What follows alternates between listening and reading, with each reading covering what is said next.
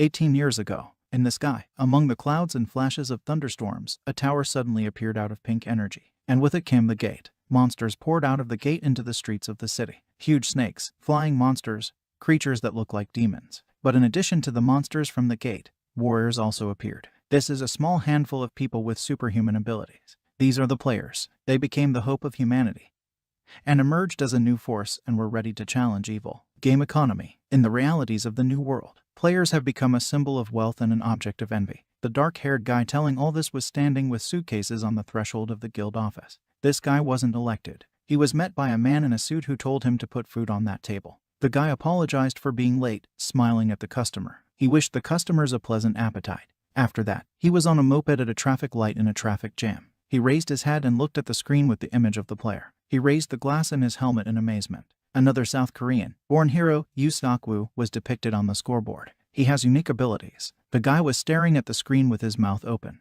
Yoo Seok-woo stands and exhales smoke from his mouth. Blue energy swirls on his raised hand. He has unique abilities. As if he owned chute keys, he soars into the air, and an ice storm hits the monsters in front of him. He is the most outstanding of all superhumans. He is the one who has been compared to a monster. Yoo Seok-woo freezes all the monsters gathered around him. The glass is lowered into the eyes of the guy studying the screen. The driver of the car standing behind him angrily shouts to him the green is already burning.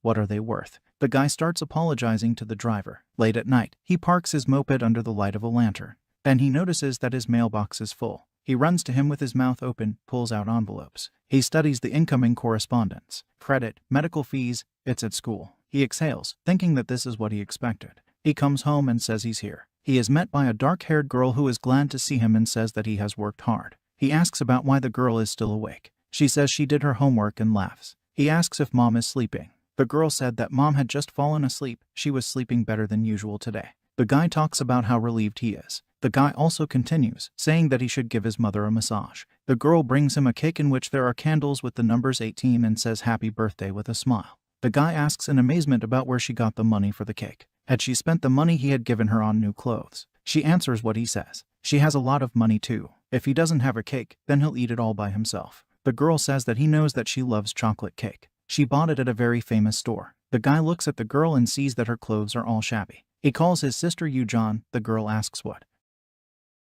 Thanks to her, she can even eat a cake for her birthday. Yoo-jon laughs and asks him if he can read the letter before starting the cake. The guy agrees and says he will read her letter first. He opens an envelope sealed with a heart. He pulls a sheet out of the envelope. His eyes widen in shock. The girl, seeing his reaction, laughs. This is a player's invitation from the Players Association. He looks in surprise at the sheet, which is trembling in his hands. He can't say a word. He screams in shock that he is a player. His voice is trembling. The girl wipes tears of joy and laughs. Yoo-jon says that she wanted to surprise him, so she pulled him out of the mailbox. She throws herself on the neck of the guy and shouts congratulations to him. Smiling, he hugs Yoo-jon to him. He thinks with tears in his eyes about what happened. He did it. Now he can change their whole life. He comes into the room to the sleeping mother. He looks at her and thinks that now if only he can find that thing. In the Korean Players Association, the guy is standing in front of the entrance. He looks around the huge building in amazement, trembling with anticipation and standing with his mouth open. He thinks that he's finally. He closes his eyes and thinks that it's not the time to give in to emotions.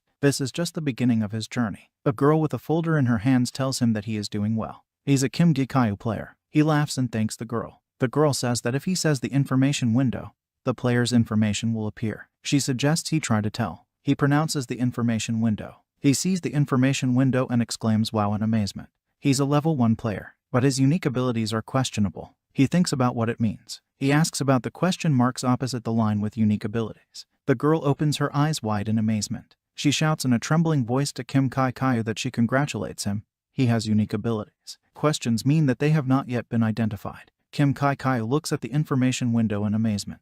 He is amazed that this is true. He has unique abilities. He stands and shivers, thinking that he can't stop shaking.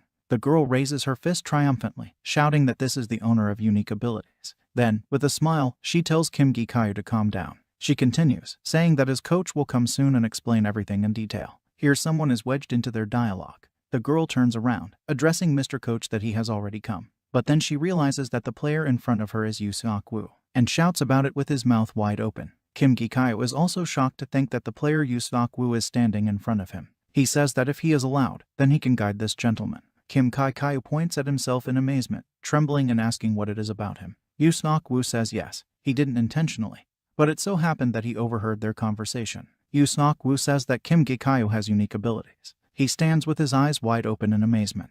The girl thinks about it, saying that according to the rules it is generally impossible. Kim Kai-Kyo stands there and realizes that he is shaking again. But the girl waves her hand and says that she thinks that this time it is possible. Her authority is enough for that, so don't worry. She's not an ordinary manager, and a real professional with 10 years of experience. Yu Sok-woo thanks her. He leads Kim Gi-Kyo to the portal area. He exclaims in amazement that he is in front of the entrance to the tower, in front of the portal. Yu Sok-woo invites Kim Gi-Kyo to go there. He agrees. His eyes are burning with determination. They enter the portal. Yu Sok-woo tells Kim Gi-Kyo not to worry. He stammers and answers yes. Their transition makes the monsters on the other side turn around. They appear in a forest clearing. Many small goblins are frozen in front of them. Kim Gi-Kyo asks about the fact that there are always so many monsters on the first floor, seeing the number of creatures meeting them. Yu Sok-woo replies that he has heard that sometimes there are overlays over time and monsters accumulate. This is also the first time he sees this. Kim Kai-Kyo shouts to him in shock that isn't this a huge problem. He pulls out a sword and says that on the contrary it's even better, in which case he will be able to explain everything a little faster. He asks Kim Kai-Kyo if he knows about the 100 Goblins test. Kim Gi-Kyo replies that the results were plausible enough, but the test was banned because of its danger. Yu Sok-woo says these words are true. This test was aimed at players below the 10th level to identify their abilities. The player's potential is measured if he kills 100 goblins without using skills in a certain time. For example, the timer is detected. Yu Sok-woo, rushing into the attack, says that if a person completes a task in 4 to 5 hours, he becomes an advanced player. He easily sweeps past enemies, leaving behind flashes of energy. If a person copes in 2 or 3 hours, then a player of a rank level. And if in an hour, then we can say that the player has high rank abilities. Kim Kai-Kyo holds his weapon in shock and thinks that the attack he saw is amazing. Yu Sok-woo continues, saying that finally the time for the owner of unique abilities is 10 minutes. He freezes his enemy. Kim Gi-Kyo opens his eyes in amazement and thinks that this is why the owner of unique abilities is simply amazing. Yu Sok-woo dealt with 100 goblins in 47 seconds. Kim Kai-Kyo is shocked to ask again that a high-ranking player is given an hour, and he is given 10 minutes. Yu Sok-woo replies that this is something that ordinary players have been trying to achieve for several years. The owners of unique abilities can master in a few months, so the growth rate and their potential are beyond imagination. Yu Sok-woo asks Kim Gi-Kyo if he knows the Angel Guild. He replies that yes, he has heard that there is a very young ranker in this guild. Yu Sok-woo says these are the right words. Most guild members pass the goblin test in less than 3 hours. But Yu Sok-woo plans to create a guild far superior to Angel's Guild. And for that, he needs capable players, especially those with unique abilities like them. Kim Kai-Kyo listens in amazement. Yu Sok-woo continues, saying that for now he hopes that he will go beyond his own limits more than once, and someday they will meet again in the tower. Yu Sok-woo unfreezes the goblin and explains that he has said too much. He turns to Kim Kai-Kyo and asks him if they can start his first hunt. He shouts at Tom to strain his legs and back. The goblin opens its mouth threateningly and begins to growl. Yu Sok-woo shouts to Kim Gi-Kyo that he should try to snatch the goblin axe with his eyes. The monster rushes at him, bringing the weapon to attack. Kim Kai-Kyo looks at his enemy with determination. He thinks that he will try to change his life. 5 years later, 2 people are standing in the forest. The goblin looks at the weapon in front of him in amazement. The guy with glasses is smiling. A dark-haired guy with a shield and an axe approaches him from behind and apologizes for being late. The guy with glasses turns around and tells Tom that he saw something funny. Another guy rushes at him with a sword. He makes a swing and falls wearily to one knee, sticking the sword into the ground. A guy with a shield and a sword tells his companion to look at how that guy is out of breath. This is the same return challenge that has become popular again. It will be difficult to kill 100 goblins. The guy with glasses says he thought so too. Kim Gi-Kyo, who turned out to be the guy, shouts the information window. The scoreboard appears, but what was written there made him very angry. He received an invitation from the tower at the age of 18. Kim Gi-Kyo punches the ground and screams in despair, "Damn." The guys watching him throw up their hands in incomprehension. Kim Gi-Kyo also turned out to be the chosen one with unique abilities. Kim Kai-Kyo is lying on the ground, clutching his head with his hands. But after 5 years, it takes him an hour to destroy at least 1 goblin. Who knew there were such players? He is still level 1 and his unique abilities with question marks. One swing cuts the goblin's stomach. He screams and spits blood. The guy who attacked him pulls aside the sword. He exhales. A group of 4 guys is standing in a clearing where the bodies of defeated monsters are lying around. They're all great. And the guide, too. They all did a good job. The guys reply that everyone has raised their level. The blonde man says that goblins are easy for him now. It feels like he's only killed a couple. and his level has already risen. He is told that the low level can be raised quickly. Their leader says that then tomorrow they will go up to the second floor. He tells his companions that they will see each other at the entrance in the morning. Those readily respond to eat. He leaves, and those looking at him discuss whether their companion is really so famous. Of course he's famous. They've heard of him. One of the guys asks about the reason for such fame. The guy with the blonde hair says there are a few rumors going around. First, he is the owner of unique abilities. The dark-haired guy screams in shock whether it's true. The blonde man replies that it's just a rumor. If that were true, he would be here. And that's right. And also the fair-haired one also heard that Kim Gikayo, about whom we are talking, is the first from the bottom of all the players. The dark-haired man asks again in shock, not realizing that there is also a ranking from below. The blonde man replies that he is not even a ranker. Everyone is whispering in the corners, but no one can deny it. The blonde continues, saying that this guide among the players has one nickname. Kim Gikayo is a player who cannot level up. Kim Gikayo walks through the forest and thinks that when he finishes working as a guide, he comes to this place, a remote corner on the ground floor, where other players do not look. He's been on the lowest floor the longest, so this is his secret place. He is standing with his back against a tree. He turns his head to the side. He sees a monster appear in the air. Only one goblin appears here every day. Kim Gikayo looks at the enemy, pulling out a sword from his bosom. He thinks that even if he strikes quickly before the creature notices him, it won't be an easy hunt. He comes out from behind a tree and looks at his opponent's back. He steps on the ground. The goblin hears this sound. Kim Gikayo readily clutches a sword with both hands. Goblin's eyes widen. Kim Gikayo swings his sword, but the goblin manages to expose his weapon. Kim Gikayo clenches his teeth while holding his enemy's stick. They begin to fight, alternately waving their weapons. Kim Gikayo can't defeat a goblin. He thinks that the battle will still be very difficult for him. The Players Association. Kim Gikayo thinks that it takes him 1 hour to destroy one goblin. If you sell the extracted crystal, it's 20,000 won. If you subtract the cost of the potion, Kim Gikayo exhales in frustration. He won't get any profit. Then he notices a door opening up ahead. Kim Gikayo greets Theo, who greets back. Kim Gikayo asks if Theo has finished his work, and is told that he has. Kim Gikayo tells Tom that he works late. Theo scratches his head irritably. He asks Kim Gikayo for forgiveness, but he does not understand what this is connected with. He looks after the departing comrade in amazement.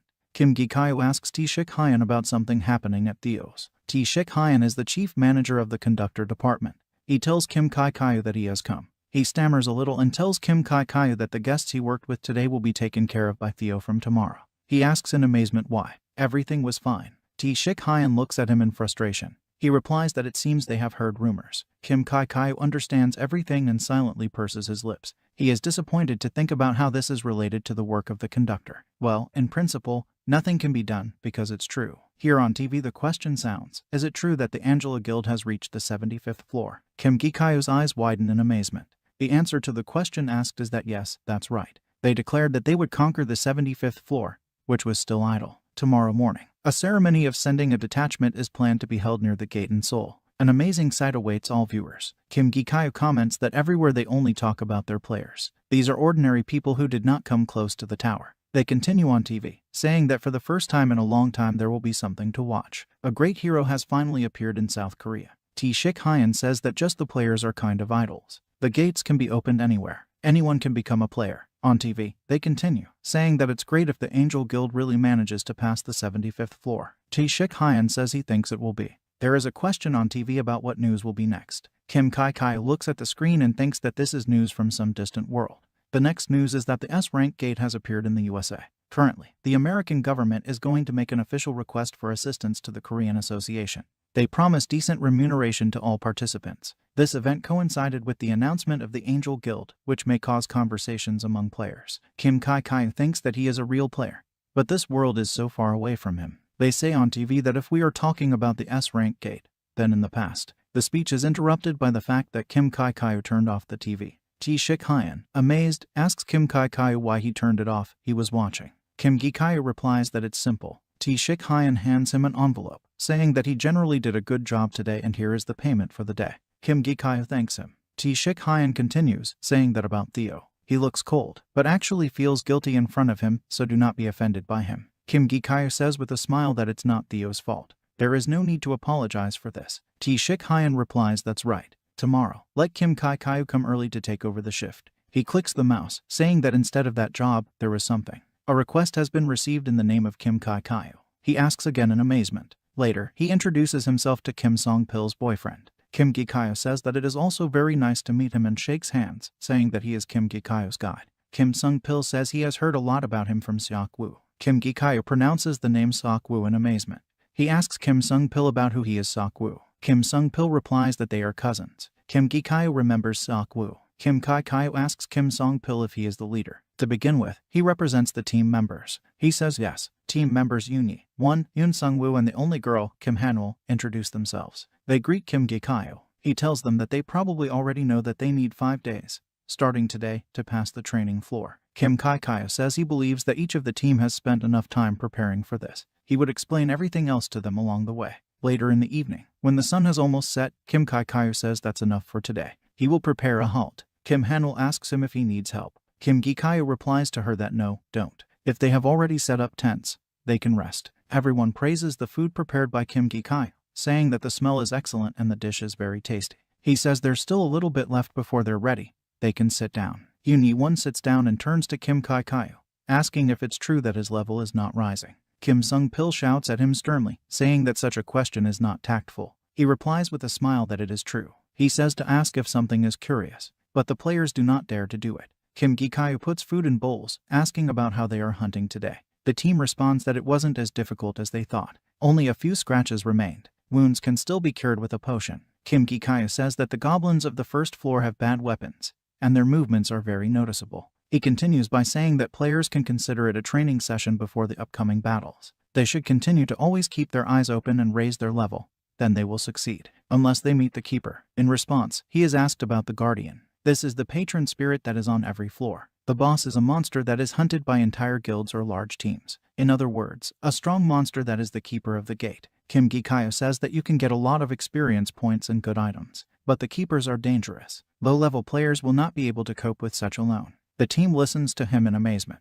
Kim Gikayo, seeing their reaction, laughingly tells them not to be too scared. They monitor the regeneration cycle. In addition, there is a guild specializing in hunting, and the keepers of the lower floors can be quickly destroyed. On the contrary, it is sometimes even difficult to meet him. The 4th floor of the tower, the border zone of the forest. The monster runs away, but the creature stumbles over a rock and falls. The goblin turns around in fright, looking at his pursuer. He is trembling with fear. The goblin is dealt with in a couple of seconds. A huge orc devours its victim. Its eyes are burning with fire, smoke is pouring out of its mouth. Training day 2. The 2nd floor of the tower. The orc was already waiting for them. He was big and the person keeping the diary was a little scared. But the orc moved slower than the goblins, so it was not so difficult to defeat him. Day 3, 3rd floor. A crowd of goblins and orcs appeared. They won't be able to become normal allies anyway. The idea of the guide to ignite a battle between them over some stone was simply amazing. Also, thanks to him, it was possible to easily and safely increase your level. Now he understands why Seok-woo Hyun recommended Kim Gikayo so strongly.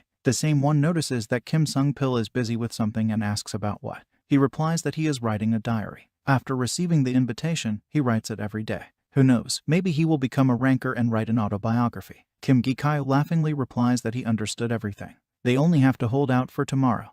And the next test will be the 5th floor. Players want to learn their class faster. Kim Han-woo, wiping her face with a towel, asks about which class she will come across. Yoon-hee tries to say something while brushing his teeth, but nothing is clear. They tell him to brush his teeth first and then talk. Kim Gikayo listens to them and looks at the bonfire in frustration. He raises his eyes to the sky, thinking about the 5th floor. There are also orcs and goblins on the 4th floor. They differ in slightly greater speed and strength. Kim Gikayo says they will do the same trick as they did yesterday. Kim Sung-pil swings his sword with a shout. He's attacking an orc. Other members of his team also rush into battle. Kim Gikayo is watching them. He opens his eyes wide in amazement. In front of him there is a team battle with orcs. Everyone participates in the battle and during the onslaught of monsters. In the distance, an approaching sandstorm is visible. Kim Gikayo watches her with his eyes closed. He is amazed that he sees wind with dust. He thinks about the fact that the day of the appearance of the Guardian is not today. Kim Gikayo clutches his sword, thinking that this is a bad sign.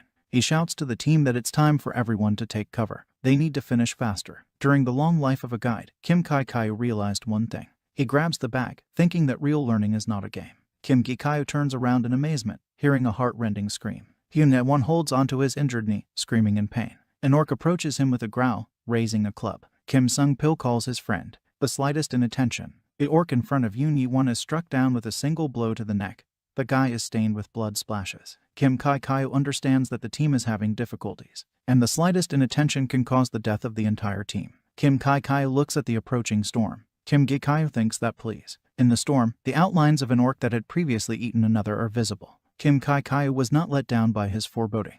The Guardian and other orcs emerge from the storm. Kim Kai looks at the enemies in shock. He shouts to the team to get ready to escape, and he throws out a balloon from which the fog falls. It envelops the Guardian and the orcs. Kim Kai shouts to the team to hurry up. They run away, but they are weakened and wounded. Kim Kai says they need to take advantage of the moment and break away from the Guardian and the orcs. Kim Sung-pil asks about where they should go. Kim Kai replies that they need to follow him first. He knows a place to hide. They run into a cave in the rock. They're all tired trying to catch their breath. The team doesn't understand what it was. It seems they were attacked by a huge orc. Kim Kai replies that he thinks it's the keeper of the 4th floor. He doesn't understand why he showed up. We need to observe the situation. It's good that they have enough supplies. You can ask for help. Then Kim Kai has shouted that Hanul is not coming to his senses. The girl is lying unconscious on the ground. She is poisoned by goblin poison. Kim Kai replies that there is no need to worry. With the antidote, Hanul will recover quickly. He opens his eyes wide in amazement when he realizes that there is no antidote in the bag.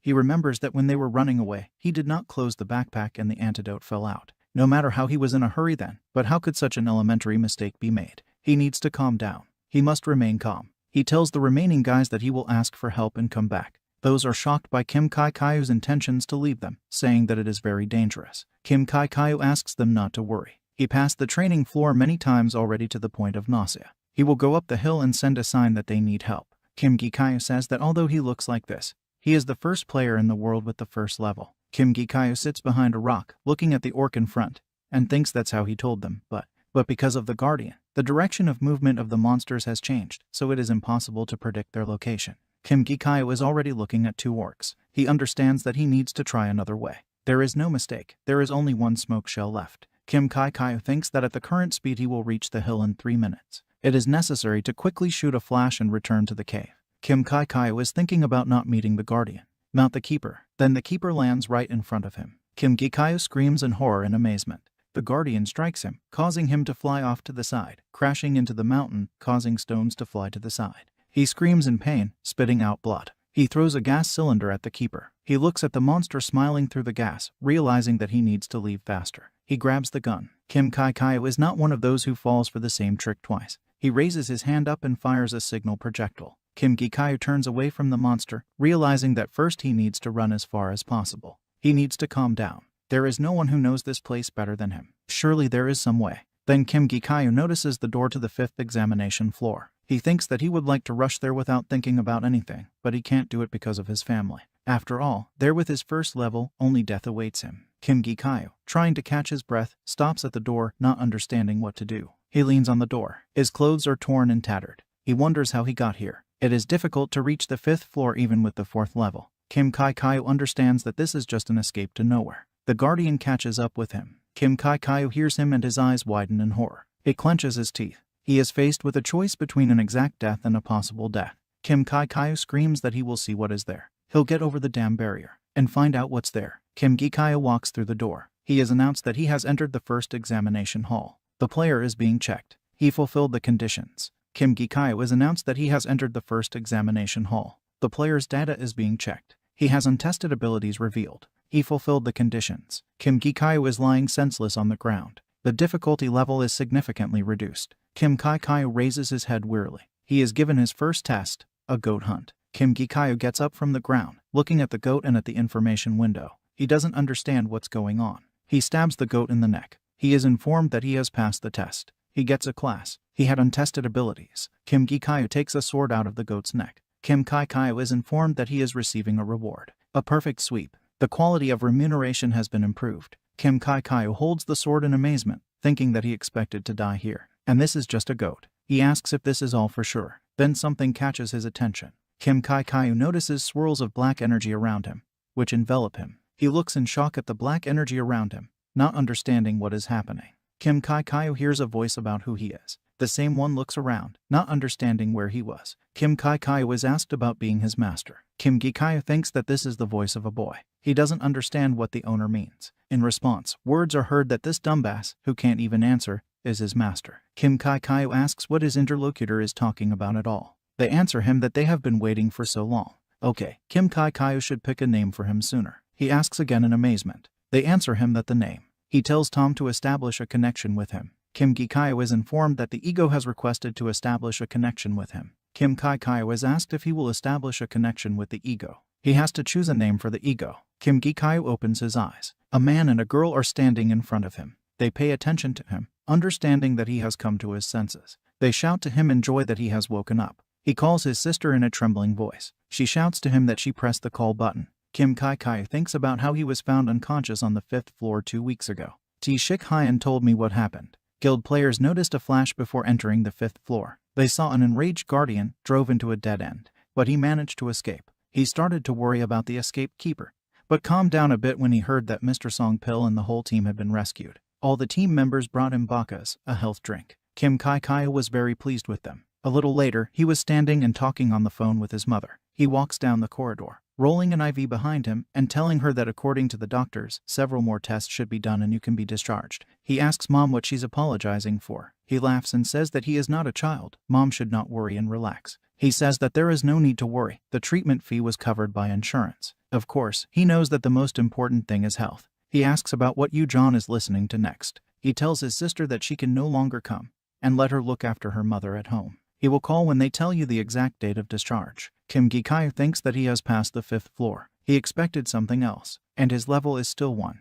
Kim Gi-kai clutches the phone in anger. Then a ring appears on his hand. However, now, the ring on Kim Gi-kai's hand is glowing red. He passes through the portal to where the players train. They all turn to him in surprise. The players stare at him in amazement. Kim Kai walks among them. They look at him and think that he is really so famous. He walks past the players. One of the players asks why Kim Gi-kai is so famous. The other player replies that there are rumors about him, about a guide who can't raise his level. The third player answers them that it was when. Doesn't he know another reason for Kim Gi-kai's popularity? The speaker was asked what the reason was. They answer that Kim Gi-kai is the killer of the tutorial. Kim Gi-kai throws his backpack on the ground. He freezes in front of a horde of monsters. He raises up his hand with a ring from which energy flows. In Kim Kai-kai's hand, a sword materializes, with an eye sign on the hilt from which energy emanates. Kim Gi-kai with a smile turns the sword back to attack. He takes off briskly, shocking all the monsters, and easily destroys them in a matter of seconds. A red stream of light emanates from the sword in his hands. Kim Gi-kai continues to smash the monsters one by one. He wonders that his sword needs to choose a name. Kim Gi-kai names him Lu. The sword likes his name. Kim Gi-kai easily deals with all the goblins, of which there were at least several dozen. An information window appears in front of him, on which it is written that his level is 1. Class, Ego Partner. Unique abilities, Communication, Skills, Fusion. 7th level Lu, Strength 18, Dexterity 18, Physical Strength 7, Magical Powers 7, Skills, Transformation into an Accessory. Lu's level increases to 8 after the battle. Kim Gi-kai says looking at his bag filled to the top with crystals, and says that it seems only yesterday he was trembling at the sight of orcs, and now he is collecting all these crystals. He asks Lu if he's right. His snake-shaped ring begins to glow red. A month ago, Kim Gi-kai studies the information window on which it is written that his level is 1. Class, Ego Partner. Unique abilities, Communication, Skills, Fusion. He understands that he is the partner of the ego. Kim Kai happily realizes that it was not a dream. He was right to come to the tower right after the hospital. He remembers his sister asking in anger where Kim Kai was going if he almost died. Kim Gi-kai thinks that if he goes home, Yu Jong will swear. Kim Kai understands that for the first time in 5 years there have been changes in the information window. He can't just sit there. He clenches his fist. Kim Kai asks about how to connect with this ego. He rubs his chin thoughtfully. Then some idea comes to him. He begins to wave his arms convulsively, and stretching out his brush shouts a connection. But nothing happens. Kim Kai notices that his shoelace is untied. He sits down on the ground, and holding his head in his hands, says that he is too excited. It's good that no one is here. Oh, what a shame. He wonders how to use it. He definitely gave the arrogant voice the name Lu. There is a red flash, and a balloon appears in the air in front of Kim Kai, informing him that he has summoned the disembodied ego of Lu. Kim Gi-kai exclaims in amazement that the ball answers him that Lu has no shape yet. Kim Kai shouts that he has succeeded. Lu says that due to the player's lack of skills, Lu's form will be chosen randomly. To create an external shape, Lu randomly absorbs materials. Kim Kai asks again about what is going on. He looks at the wind rising around him, asking what it means. Here strong gusts of wind rush to Lu. Kim Gi-kai doesn't understand what's going on. Kim Gi-kai's backpack also rushes towards the sphere, but Kim Gi-kai holds it tightly. He can't miss the backpack. There are 5 pieces of contents there. Kim Gi-kai shouts at Lu to wait, saying that this is not allowed. Meanwhile, the sphere continues to absorb various materials. With Kim Gi-kyu, all his clothes fly into the sphere. He tries to hold his remaining underpants with both hands. But then the wind died down. Kim Gi-kyu asks in amazement if it's over. The ball at the same time shimmers with different colors. Red energy is pouring around him. A huge red vortex is rushing into the sky. Kim Gi-kyu covers her eyes with her hand, protecting them from the light. But then he opens them in amazement. A sword hangs in the air, with the emblem of the eye on the hilt. Kim Gi-kyu picked up a wool blanket. He asks the sword that he is Lu. The weapon responds that it is true, and why he repeats the same thing like a dumbass. Kim Gi-kyu asks himself to endure the taunts of the sword. He asks what the ego is. Kim Gi-kyu suggests that this is something like a soul. Lu replies that it is wrong. Kim Gi-kyu asks about what then. He takes the sword. Lu says he doesn't know, and he asks that Kim Gi-kyu will grope him like that. Kim Gi-kyu closes her eyes wearily. He asks Lu if he can move himself. He replies that he can't yet, but most likely later. Kim Gi-kyu asks Lu if he can break the connection himself and change the owner. Lu replies that only the owner has a choice. The ego can't do that. Kim Gi-kyu says that then he has the following question. Will Lu be able to hurt him when he moves himself? Lu replies that he can attack. But if Kim Gi-kyu dies, then the ego associated with him will die, so in practice this is impossible. Kim Gi-kyu says that then he has one last question. Does Lu feel pain too? He answers, which is natural. He is a perfect ego, so he has all the emotions, and if you set him up, then feelings. Here, an information window appears in front of Kim Gi-kyu,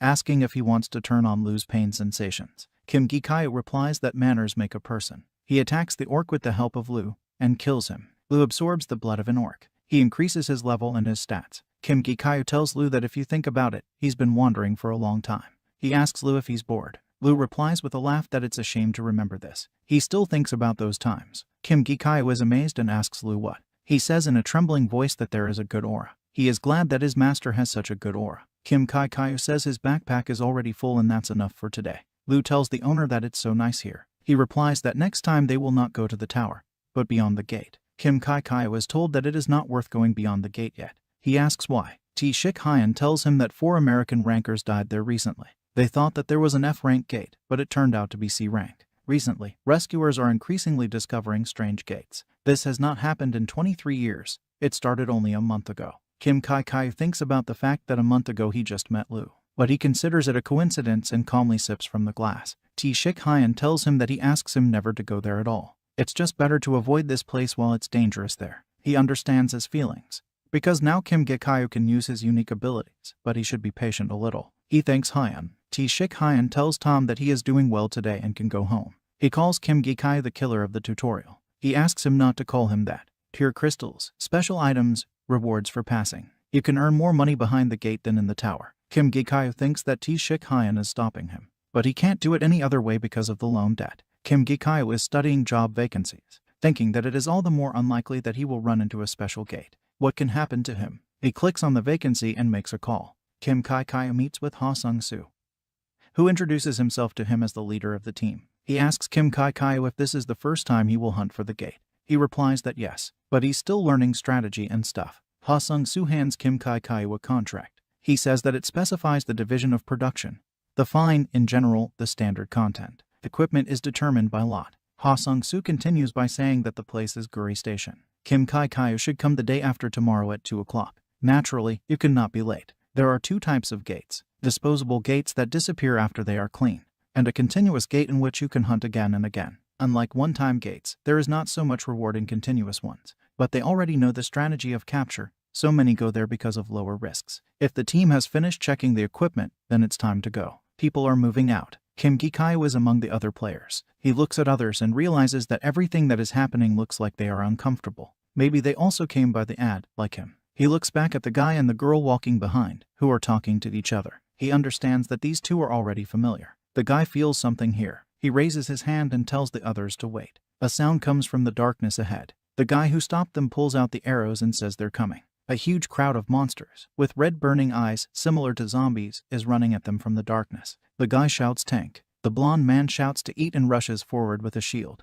He stops the attack with a huge powerful shield. The next command is heard by the distant shooter. Kim Gi-kyu also rushes to the attack. Lu shouts to him that they need to kill everyone. The archer places an arrow glowing with blue energy. He shoots one of the monsters. The swordsman does not kill the monster from the first blow, and shouts to the one why the monster is so strong. Then Kim Gi-kyu rushes past him. He deals with all the monsters at once, literally with one blow, just rushing past them. The whole team looks in shock at the pieces of monsters flying at them. They are amazed by such an attack. Later, at a rest stop, the blonde tells Kim Gikayu that thanks to that, they will quickly cope. The swordsman tells Kim Gikayu that he said that he has level 7. It feels like they're on a walk. Kim Gikayu replies with a smile that he was just lucky. They remember how Kim Gikayu defeated a huge monster, and they say that, to be honest, they coped with that boss thanks to them. The blonde tells Kim Gikayu that when they are done, then let him take him to his team. Kim Gikayu laughs. He thinks it doesn't seem to bother him much, but still, behaving like this in front of the leader is a little not nice. He looks at their leader, the archer and the girl. The blonde and the swordsman continue to thank and praise Kim Gikayu. The archer interrupts them, saying that they need to move out slowly. Kim Gikayu is thinking about whether Lu is ready. He replies to the owner that zombie blood is not tasty. He asks Lu to be patient, soon there will be a boss room. The blonde looks at Kim Gikayu. He starts whispering something in the swordsman's ear. They're both smiling. The whole team ends up in front of the boss room. Kim Gikayu looks at the huge iron bars and thinks that they are needed to imprison the boss monster. The archer tells the team that he will tell the team how they will attack the keeper of the Talon Gate. He starts by saying that first he wants to say that Talon is huge, but he is interrupted by the words "ah well." The blonde scratches his ear and says that does the archer really think that they did not check the basic information in advance? Stop wasting time, it's time for them to go faster. The archer asks you to listen to him anyway. Behind the gate, a mistake by one can endanger the entire team. The blonde says that it really pisses him off. The girl in response to this looks at him in anger and her eyes light up red. The archer looks at her. She gives him an apologetic look. The archer says he will explain everything all over again. And Kim Gikayu thinks that he just noticed something strange. First, with the help of a special solution, they will melt the iron bars and enter the boss's room. Next, they have to climb on Talon's back. They are standing behind the ruined gate. Talon was bigger than they thought. There is a huge monster in front of them. The archer attacks first. He strikes the monster with an explosive arrow. Others rush to attack. The monster should get angry and start waving his fists. The Song Byung-hoon tank must block the monster's blows, but Talon hits him in the shield and he flies away. At this point, the near and far arrows should deal as much damage as possible. And the most important moment is when Talon cringes to change tactics. The monster sits down, bending over. At this point, Talon's defensive forces increase 3 times, and he is no longer affected by blows. But with such an attack power as Kim Gikai's, it is possible to inflict damage. He jumps, raising his sword to attack. He is informed that the degree of fusion with Lu is increasing. Now he can use Lu's power more effectively. He is struck, but strikes the monster. They destroyed the keeper of the Talon Gate. He gets experience points. His team stands in shock with their mouths open. He gets the skill cannibalism, restoring physical strength by eating a corpse. Someone shouts admiringly that Kim Gikayu destroyed Talon with a single blow. Tank Song Byung-hoon asks him to give him a number. The swordsman runs to them shouting that he needs it too. Kim Gikayu asks them to talk about it later. The archer is trying to get their attention. He says that a paralyzing dagger came out as an item of equipment. The swordsman shouts that they have coped. They have also received an item. The leader replies that according to the contract, they will cast lots for the division of the loot. Tank Song Byung-hoon puts his hand on Kim Gikayu's shoulder and addresses him. He asks him if he wants to get a dagger. He tells Tom with a smile that, to be honest, he did everything alone. He and Dio will help him, and he just has to obey them. After 5 years of working as a guide, he learned to see people. The long-range shooter Chi-Dio and the tank Song Byung-hoon. He had thoughts, but he didn't think they would behave like that. On the other hand, team leader Ha Sung-soo and a girl whose name he doesn't know. They sit in a circle, and Han Sung-soo asks that if everyone is ready, then it's worth starting. Kim Gikayu thinks that there is something else behind this calmness. Han Sung-soo takes out the dice. Chi-Dio and tank Song Byung-hoon look at each other. They grab their weapons and rush forward. The tank throws a sword at Han Sung-soo, but he is stopped by Kim Gikayu. He knocks the attacker down and pins him to the ground. He angrily asks Kim Gikayu if they are not at the same time. He says that if his opponent moves, then he can kill him. Tank asks Do to do something. He trembles in fear and disowns him. Kim Gikayu realizes that his actions were dangerous. A little more and the tank died. He shouts that this is a joke, he was just joking. It's not the leader Ha Sung-soo, but this tank. He looks at the girl clutching a dagger in her hands. Her eyes are burning and darkness is swirling around her. Kim Gikayu didn't even see the dagger in his hands. He understands that she is dangerous. And Ha Sung-soo too. He didn't even flinch when the knife was pointed at him. On the contrary, he was looking at the blade. He asks the couple about who they are. Ha Sung-soo replies that he would like to ask Kim Gikayu. He asks what they will do with these. Dio says he was told he would be paid if he obeyed. He didn't know that he was going to harm Han Sung-soo. The archer asks about why Kim Gikayu is asking him this, to which he replies that he is, after all, an interested party. Han Sung-soo is thinking about something. He addresses the girl, Ha Rim. Darkness begins to envelop her. Kim Kai-Kai's eyes widen in fright. In the blink of an eye, she sweeps over to Do and attacks him. Kim Kai-Kai understands that he correctly understood that she was dangerous. He knocks out Sun Byung-hoon's tank. And getting up, he says that he will take the dagger. Han Sung-soo asks why. Kim Gi-kai replies that he saved their lives and seems to deserve it. The archer replies that this is an exaggeration. Kim Gi-kai asks that such an item does not mean anything to Han Sung-soo. Han Sung-soo asks Kim Kai-kai if he knows who he is. Kim Kai-kai replies that judging by the fact that he has such a guard, he is not an easy person. But he doesn't care about that. He doesn't want to know who they are, nor to spread rumors about them. Kim Gi-kai says that let them deal with those two players themselves, he still needs to hunt here. Lu tells him that this hot rim is dangerous. Kim Gi-kai tells him that he knows this, so he only talks. Maybe I should have run away. Lu says that Kim Kai-kai knows that they are dangerous. But you tell them to deal with the others, he also took the item for himself. But Kim Kai-kai saved their lives. But now he can hunt enough. He asks Lu about how it feels like a second heart has appeared. Lu tells the host once again that zombie blood is not tasty. Kim Gi-kai says he's coming out. Moreover, there are no more zombies, and he has absorbed enough blood. Lu absorbs stats through the blood. Goblins have agility, orcs have strength, zombies have physical strength. Therefore, stats are higher than their own level. Kim Gi-kai tells Lu that they should finally enter the reward room. The reward room is a gray space that can be moved with the help of the gatekeeper's corpse. That is, literally. This is the room where the reward for attacking the gate is awarded. Kim Gi-kai asks Lu if this has already been here, meaning the glowing drawing on the wall. He replies that he does not. He walks up to the wall and knocks on it. It seems to be empty inside. He suggests to Lu to break the wall. He agrees with such a plan. Kim Gi-kai swings. And then Lu asks him to wait, but the guy already hits the wall, destroying it. Dust is flying around. Kim Kai-kai asks Lu what he said. He responds to the ego. He feels the ego here. Kim Gi-kai is amazed that there is an ego in such a place. Bright light streams from the broken wall. Kim Kai-kai asks about what is possible. Is ego such a common thing? What was he doing then for all these 5 years? Lu tells him that his master is just a little dumb. He interrupts the sword with the question what? Lu says nothing. The master needs to look for the ego here. Kim Gi-kai coughs because of the amount of dust. He says that these gates are quite old. He doubts that there is anything hidden left. Lu tells him that there is an ego here. It is a glowing white sword with a blue crystal on the hilt. Kim Kai-kai approaches the sword stuck in the stone, asking about the Excalibur in front of him. He asks about the fact that he just needs to grab it. He wraps his arms around the sword. The crystal lights up with light. Bright light begins to flood the whole neighborhood. Kim Kai-kai was asked if he is his master. He falls into a pure white space. He understands that this is similar to the moment when he met Lu, but the feeling is a little different. He asks what the ego inside the sword is in front of him. He is answered that yes. He was waiting here for his master and they are asking if his question will be answered. Kim Kai-kai replies that he is not the master of the ego, but wants to become one. He is told that then the ego should be given a name. He names ego L. Now he will be called L. Kim Kai-kai stands with a glowing sword in his hands. The second time is a little clearer. Then his eyes widen in surprise. The ceiling of the cave above him begins to collapse. Lu shouts to the owner to run, and the stones from above begin to fall. L also tells the owner that he needs to run. He covers his head with his hands, shouting that he knows this. Lu asks L who he is, in response to which he hears a question about who he is. Lu says he's a great ego. Kim Gi-kai asks both of them to shut up. He runs to Talon's body and realizes that he needs to go to the reward room. Then Kim Gi-kai realizes that the floor is also beginning to collapse. He runs with all possible speed to the body of the keeper of the gate and puts his hand forward. He is asked if he wants to move to the reward room. He screams faster. Then Kim Gi-kai notices a huge fiery eye standing in front of the portal. People are discussing that the continuous gate has disappeared. This is unprecedented. The reason is unknown. The appearance of unusual gates and mysterious incidents caused great controversy. Kim Gi-kai is thinking about whether it's good or bad, but he was above suspicion since they disappeared some time after his exit from there. Reward for completing 30 purple crystals and a guardian amulet.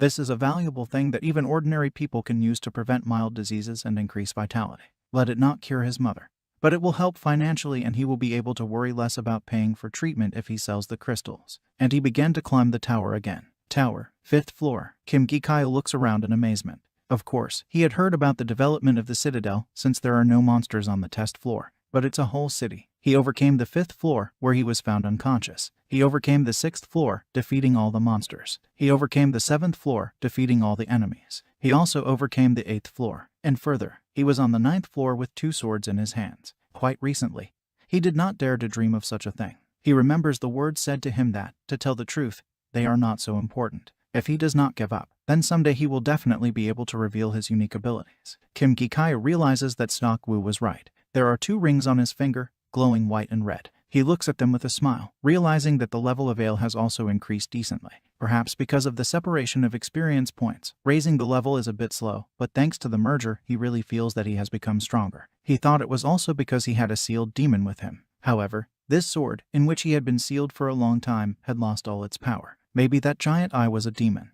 Kim Kai realized that the stronger the ego, the stronger he is. He studies the information window with the characteristics of L. He's level 8. Kim Kai realizes that he needs to find another ego. Lu asks about what is where to look. Kim Kai replies that he knows a place. Auction of items. From the podium, a man shouts about what has been sold for 170 million won. Kim Kai asks Lu if he feels anything. He says no. Ale doesn't feel anything either. Kim Kai thinks it's logical. Ego is not often found. And then they announce the last lot for today. The main item of today's auction is a bracelet of wounds. This is the very thing that dramatically increases the recovery rate. Lu and El say it's ego. Kim Kai is asked again in amazement. In the evening, Kim Kai walks through the streets of the city. He says he didn't know that the auction was such a difficult thing. It was too expensive. El replies that there is nothing to be done. This was the main subject. Lu adds, saying that the owner is a beggar. Kim Kai laughs, saying that, on the other hand, he managed to sell a paralyzing dagger for almost 100 million.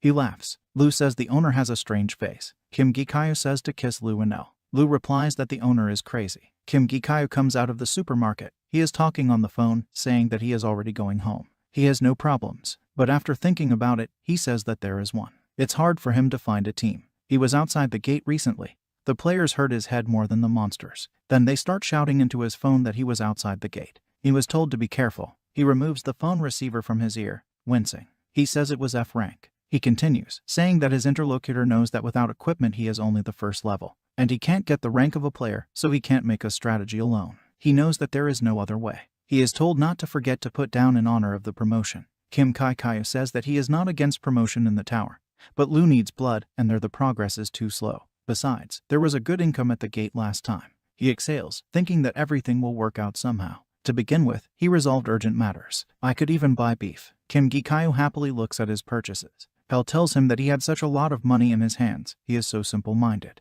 Lu says it's called stingy. Kim Kai asks Lu that no one has raised him for a long time. Lu apologizes. Anyway, Kim Kai wants to make money faster and move out of here, so that Yu-Jan also walks on safer roads. Something is catching Kim Kai's attention here. He sees a bright ball in the air. Blue energy begins to glow from the ball. This opens a huge portal. Kim Kai realizes that the gates have just opened in front of him. A memo appears. What to do when the gate appears. Don't be scared. Immediately after the appearance of the gate is not dangerous. You need to call 112 or the association and stay put. It is not necessary to enter the gate. It is dangerous to enter the gate of an unknown level. If a player enters the gate without the confirmation of the association, he can be sentenced to up to 5 years in prison or a fine of up to 10 million won. The third rule is irreproachable evidence. In case of confirmation of unnecessary witnesses before the confirmation of the location of the gate by the association, disputes may arise. If a person discovered the gate alone, then it is necessary to preserve the evidence. The first one who discovers the gate is given priority to attack the gate with the right to resell. The head of the gate management department says we'll see about it.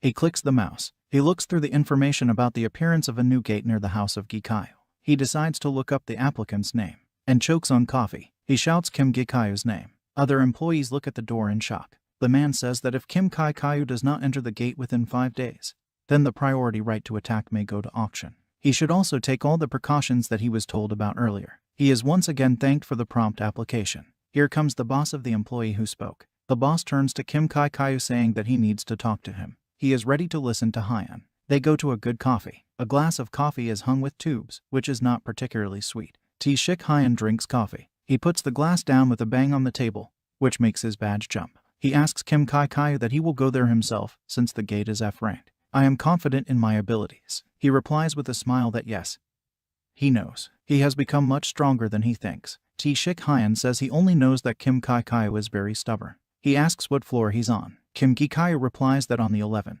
He just passed the 10th floor today. T-Shik Hyan asks about the level, to which his interlocutor replies that he knows. T-Shik Hyan says 4 days. What amazes Kim Gikayo? He asks him to prepare everything in 4 days and then come to him. He asks why. T-Shik Hyan replies that he wants to see if he can be sent there. If he does not prepare well, he will not let him go anywhere. 4 days later, Kim Gikayo wonders, looking at the weapons, that there was such a place in the basement of the department. This is a training room, although it is not used now. He looks around, assessing the wide space, a protective elephant on the walls. He underestimated the association. Treachery asks about what he likes. He asks what exactly. He is told that they offer to join the association. Treachery says that now Kim Kai-Kyo can join it not as an employee. He thanks for the offer, but says that he will probably refuse. He doesn't want to commit himself yet. Treachery replies that he will be happy at any time if he changes his mind. Kim Gi-Kyo asks about Theo. After all, when Hyan became the head, the Department of Conductors was removed. It seems Theo has joined the Carbon Guild. His expression had already changed, as if he had become a different person. Kim Kai-Kyo says it's good and we should call him sometime. This is the first time he has heard of such a guild. Kim Gi-Kyo asks Hyan that he also wanted to train, but did not bring a weapon. He rolls up his sleeves and asks about what. Treachery scratches his cheek and asks if Kim Kai-Kyo seems to underestimate him. Does he really think that he only works in the office? He easily attacks Kim Gi-Kyo. He opens his eyes wide in amazement, and then the flow of energy shuts up with his hands. Treachery says he's still good. Don't look down on a top ranker. Lu tells Kim Kai-Kyo that he has stopped shaking and should attack. Black energy begins to swirl around Hyan.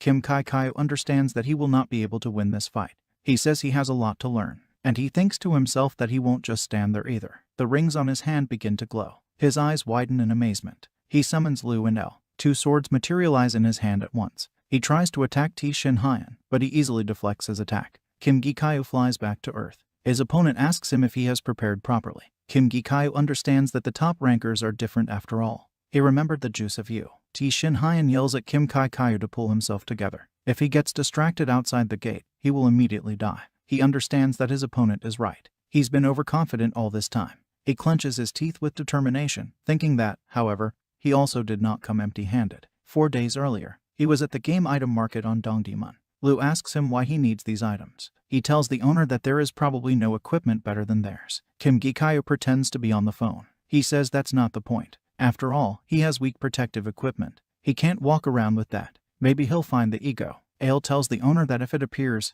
he will immediately tell about it. Kim Gi-Kyo says it's great and worth seeing what's here. He pays attention to the protective armor. This is the metal armor of an inept blacksmith. They increase the strength of the defensive force by 9.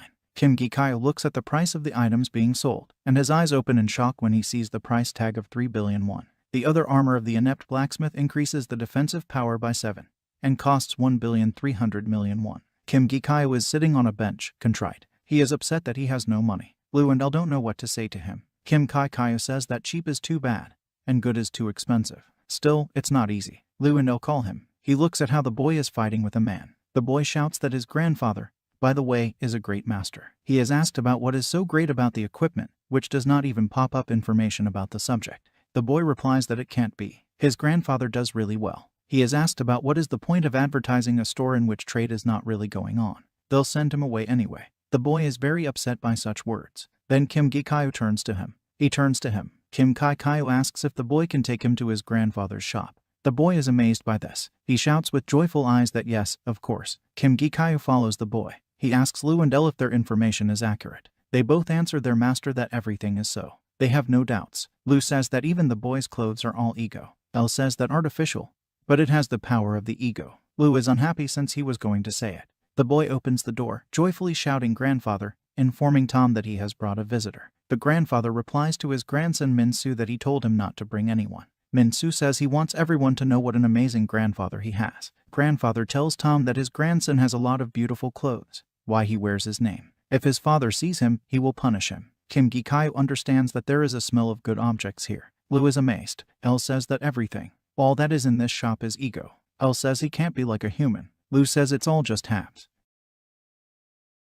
Information windows appear everywhere about the level of the surrounding objects. Kim Gi-Kyo asks about the fact that am I not an ego in English. The old man tells him that there are no suitable items for him here, so let him leave. He still won't understand their value, and he doesn't want to sell these things. This is Hwang Dai-Kal, the blacksmith. He talks about how much you can deal with those who have a veil over their eyes. Kim Gi-Kyo says he's buying. Hwang Dai-Kal is amazed. He says he doesn't sell things. Anyway, people like him don't even know how to use such things. Kim Kai-Kyo asks that if he can use things, then they will be sold to him. Hwang Dai-Kal replies that stop talking nonsense. He can look around here, and then let him go. Kim Gi-Kyo says about one item that it's called a nameless sword, level 79, stats. The old man is very impressed by this. He shouts to Kim Kai that he really sees the abilities of this sword. He replies that of course, and asks that the old man also sees them. Huang Daikal is amazed by this. He tells the guy to try it once. He goes on to say that allowing the tool to be used by someone who understands its value is the blacksmith's greatest wish. Kim Gikayo takes the sword. He tells the weapon that his name is now the point. Huang Daikal is in shock. His grandson is also amazed. Kim Gikayo silently looks at the sword. He is upset. L says it seems the sword didn't like the name. Kim Kaikayo asks about why when he returns the weapon to its place. The action returns to the training room. Kim Kaikayo stands with a gun in his hands in front of T Shinhan. His eyes light up red. He quickly rushes into the attack. Streams of energy emanate from El and Lu, leaving light behind. Kim Kaikayo approaches his opponent. He swings for a blow. His opponent easily repels the attack. He shouts to Kim Kaikayo that he sees a hesitation on the edge of the sword. He needs to use all his strength and aim at vital organs. Does Kim Gikayo think he can scratch him like that? He understands that his opponent is a former top ranker. He needs to concentrate. He lunges again, trying to hit Lu. Then he makes a swing ale. Over and over again, Kim Kaikayo repeats his attempts to hurt T Shinhan. But no matter how much he tries, his opponent from time to time gets away from the attack. Then Kim Kaikayo notices his opponent's fist, which is rushing in his direction. Kim Kaikayo stands with his sword raised and looks at the attack being prepared against him. Kim Kaikayo looks at the thing in his hands, not understanding why it is not possible to establish a connection. It's like an ego in front of him. Lu tells him that these subjects are secondary. In addition, the ego is very picky in choosing a host. Lu continues, saying that he and El had no other choice, but do not think that this is the case with everyone. El says he likes the owner. Kim Gikayo decides to take the next item, saying he will try again. Lu asks him to drop the case. He names the next item with the name Brunhart. A bright light appears here. He receives a notification that he has established a connection with Ego Brunhart. Kim Gikayo happily shouts that he has succeeded. There is also a notification that he lacks the ability to communicate as a partner, so he cannot use all of Brunhart's abilities. Most of his abilities are lost. Level 7 Brunhart. He is level 7, Strength 15, Agility 3, Physical Strength 40, Magical Powers 6, Skills, Transformation into Accessories, Reflection, Defense Power 12. T Shinhan attacks Kim Gikayo. Brunhart reflects the accumulated damage. Kim Gikayo flies away in amazement. Then T Shinhan throws a bottle to Kim Kaikayo lying on the floor and tells him to drink it. It's a potion for internal injuries. Kim Kaikayo says she doesn't understand why such an expensive thing is in such a bottle. T Shinhan tells him that he has passed. He shows his scratched fist, saying that he did not think that Tom would really succeed. This is not an accident, but a carefully thought out plan. He really underestimated Kim Gikayo. T Shinhan asked about what it was. Kim Gikayo says that naturally his subjects. If the gate is not cleared within 1 week from today, the association will send its agents there. T Shinhan wishes Kim Kaikayo good luck in the sweep. He says he's giving him 5 days, not a week. If he doesn't come out, then he will come in and pull out without any agents. Kim Gikayo says it won't be necessary. T Shinhan replies that it's cheaper than paying the association's employees. They are discussing whether Kim Kaikayo took everything with him. Lu says that the level of the gate is similar to those where there were zombies and what is the concern. Kim Kaikayo thinks that T Shinhan is like a father to him. That's why he worries. He's going to go through the gate. Kim Kaikayo enters the gate, thinking that if only they were continuous. He explains to Lu that you can earn more money in such gates. Lu asks about how to understand continuous gates or not. Kim Kaikayo replies that first we need to clean them up. He says that the gate has an F rank. If it is not a complex type of tower, dungeon or maze, then he will be able to pass everything quickly. He summons Lu and kills the wolf. He pierces the monster's mouth with a sword. A lot of animals with burning eyes are approaching him from the darkness. Kim Gikayo smiles, saying it's time to level up. A huge white castle with blue roofs disappeared into the mountains behind the forest. Moonlight reflected off the peaks on the tops of the roofs. In one of the rooms of the castle, a man sighed wearily and put his head on a stack of papers standing on the table. The old man had a gray beard on his face and glasses on the bridge of his nose. The man wondered what he should do, because the people will soon begin to starve, and the Duke does not care and he does not try to prevent it in any way. Suddenly, a huge fiery comet flew into the castle. From the noise and the flash, the old man got up from the table and looked out the window opposite him. He watched in horror as people fled in panic in different directions, and some of the wounded fell to the ground and lay in a pool of their blood. Unknown knights in protective helmets covering their face with swords attacked civilians and killed them. The old man realized in horror that these were the knights of the Imperial Army. A huge gray-haired old man with a long beard and a crown on his head ominously watched what was happening. A crowd of magicians stood on the walls of the fence protecting the castle, raised their hands to the sky and began to recite some spells. The old man recognized the main magician as Emperor Aron and called him a dirty bastard. Another dozen comets flew at the castle again. The old man ran to the Duke. He stood on the highest roof and watched what was happening. The old man began to beg his head to escape from the roof as soon as possible. At that moment, one of the shells hit the castle tower. The next comet flew into the old man's room. The last thing he shouted was for the Duke. That's how the land of Bran fell. A useless piece of land on the outskirts of the Empire. Suddenly, a young guy with bright red hair jumped out of bed. Along with the Empire, the main character, the butler of the local Duke, also died. Looking in the mirror, the man saw a young handsome guy. He realized that he should have died, but he was reborn into the body of a young Duke 20 years before the death of the Earth. A whole day has passed since the old man was reborn into the body of Duke Aron. The guy was sitting on the bed clutching his head with his hands, being in a broken state and complete misunderstanding of what was happening. He did not eat or drink anything. I didn't talk to anyone. The main character spent the second day cursing the Emperor, who killed him and all the inhabitants of Bran. The main character fell asleep and woke up delirious, wondering how to take revenge on him. On the third day, the old man finally calmed down, gathered his strength, got out of bed, got dressed, because he realized that he had a chance to change everything. Then he had to dig into books to find out everything about the Duke in his early years. The old man was determined to prevent the impending horror, and a few days later, the main character was forced to stop a severe hunger. The old man was holding a whole loaf of bread in his hands, clutching it in his hands and looking at it carefully. He thought that while he had spent his whole life for the benefit of the poor, who could not even afford a piece of bread, the Duke had never cared about anyone but himself, as if those people were not his subjects. A girl with red hair in a beautiful pink dress and a black rim in her hair flew into the room. She began to shout in fear at the main character, asking why he was clutching a loaf of bread in his hands. This girl was Cheryl, Aron's younger sister and a former imperial princess. She said that she spent so much time to get the guy out of the room so that he wouldn't get hungry, and he doesn't eat and does strange things with food. The guy laughed, apologized to the girl and said that he was doing it just because it would be more convenient to chew bread. But the guy's face showed that he was panicking and trying not to give himself away.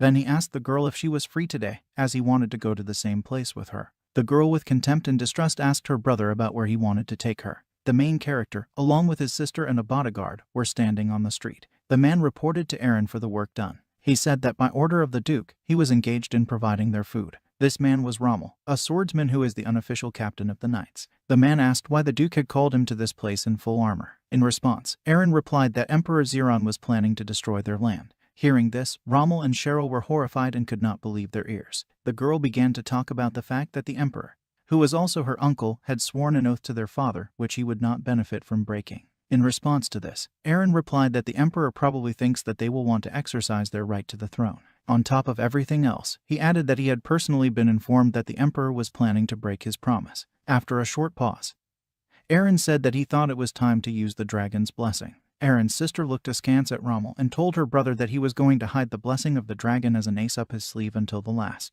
Aron said that to the last did not include the betrayal of the Emperor. After that, he asked his sister and the knight if they were ready to move out. Cheryl thought it was a strange decision, but her brother never let words go to waste, and therefore she trusted him. The girl picked up her staff, at the end of which was an imitation of a flower. She pointed this staff forward. The crystal inside the flower lit up and blue energy began to radiate from it.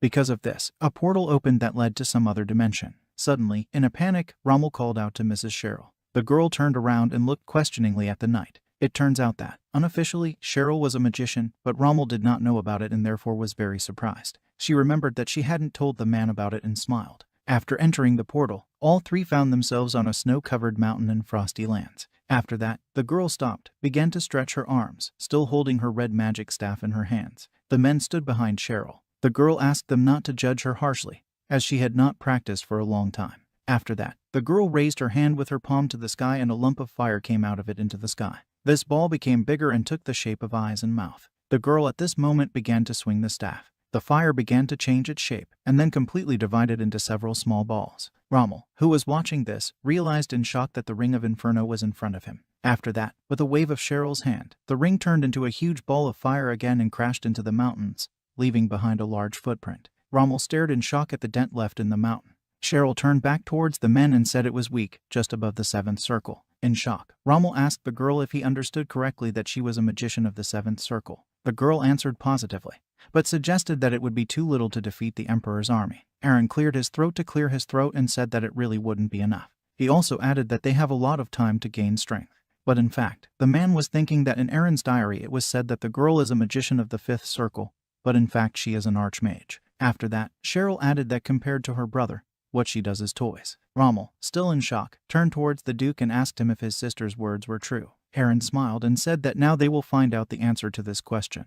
The man was worried and gathered his strength to try magic. Yesterday afternoon, reading Aron's diaries, the man found out that thanks to the blessing of the dragon, Aron's sister became a magician of the 5th circle, and the Duke himself became a Grand Master warrior. In this case, it turns out that being in Aron's body, the man also possesses this power. He got up from the table and went to the bookshelf. He took out a book called Fundamentals of Imperial Fencing and looked at it and thought that he was unlikely to become the best swordsman right away and he should start with the basics. Standing on a snowy mountain, the man picked up his sword, raised it to the sky and prepared to test his magic. He stepped forward, gripped the sword with both hands tighter, and the same blue energy as his sister began to emanate from it.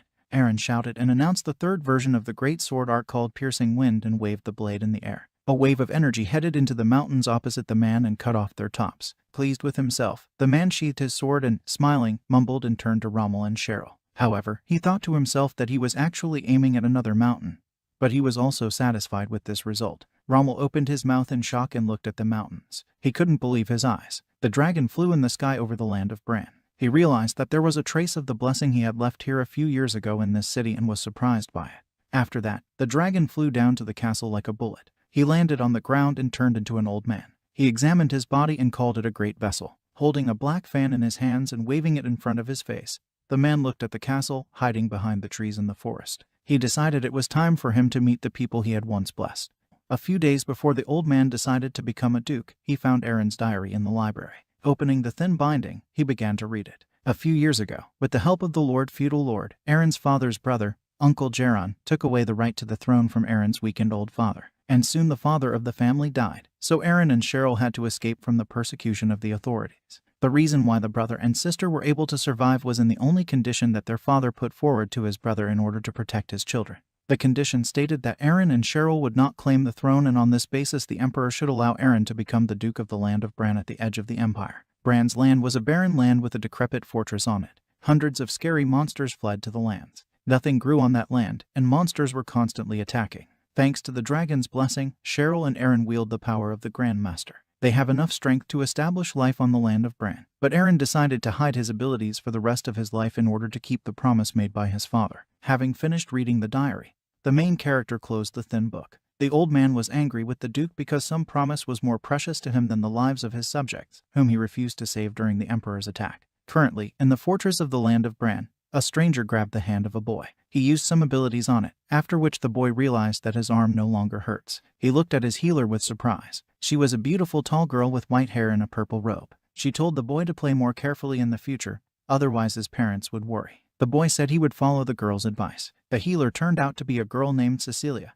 21 years old, and was a saint of the Vivian Order. She bent down to the boy, stroked his head and called him a good and smart boy. Suddenly, the herald announced that everyone should gather in the square in order to listen to the Duke, who was going to make a speech. The girl turned at the sound and walked towards the square. The Duke was standing on a high stone. There were guards behind him. Aron himself looked at the people of his land and stood facing them. People in the crowd were talking and could not understand what he needed and what kind of speech he was going to say now. They thought that the Duke would talk some nonsense again and maybe even raise taxes, which angered and upset the population. Someone from the crowd asked the other men if they had heard how much the Duke had changed lately. Another replied that he had heard that he had found all the knights who took the roof from people and severely punished them. People were obviously not happy about the gathering in the square and could not understand what the Duke wanted from them, because they thought that he would starve them again. The old man thought that, in general, he was not surprised by such a reaction of the people, because they did not know anything yet and were used to old Aron, who did not perform his duties at all. The man began to say that intelligence had reported to him that the number of orcs had increased dramatically and they were trying to take away their lands. He also added that if these creatures surround the castle,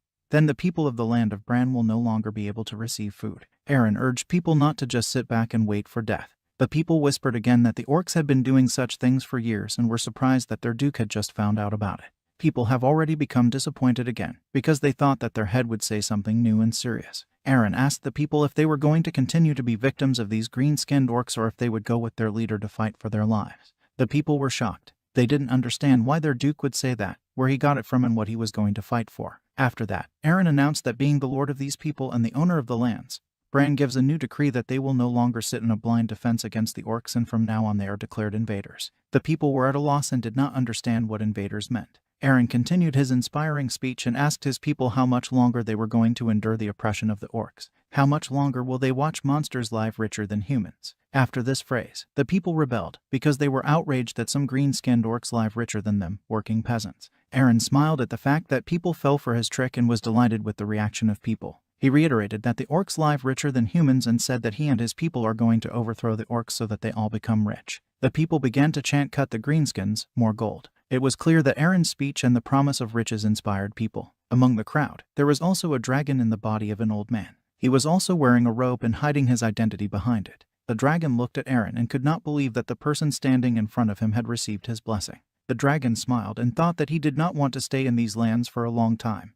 But this young man has potential. With the help of magic, the dragon formed some kind of parchment scroll in his hand. Some time later, Aron was shouting at his subordinate. He was talking about the fact that yesterday he ordered him to buy everything. He asked about why the subordinate didn't even buy 100 sets of armor. The old man asked about the fact that the expedition might fail, but Aron stood his ground. Then the old man asked what would happen if she still failed, to which Aron replied that then he would take responsibility. The old man was indignant that if he bought so much armor and the mission failed, then they would have no money left at all and there would be nothing to eat. Aron in a rage held the old man by his clothes and shouted at him. Then he let him go and they both stood and looked at each other with anger. Suddenly there was a knock on the door. The old man replied that the person who knocked on the door should get out, but Aron ordered him to enter. The man opened the door and told the Duke that a man from Duke Rainon had come to see him. Both Aron and the old man stood in confusion and looked at the messenger. A dragon in the guise of an old man entered the room. He bowed and greeted the Duke. The old man held a scroll in his hands and handed it to the Duke. He introduced himself by the name of Kynas and said that he had arrived on the recommendation of Duke Rainon.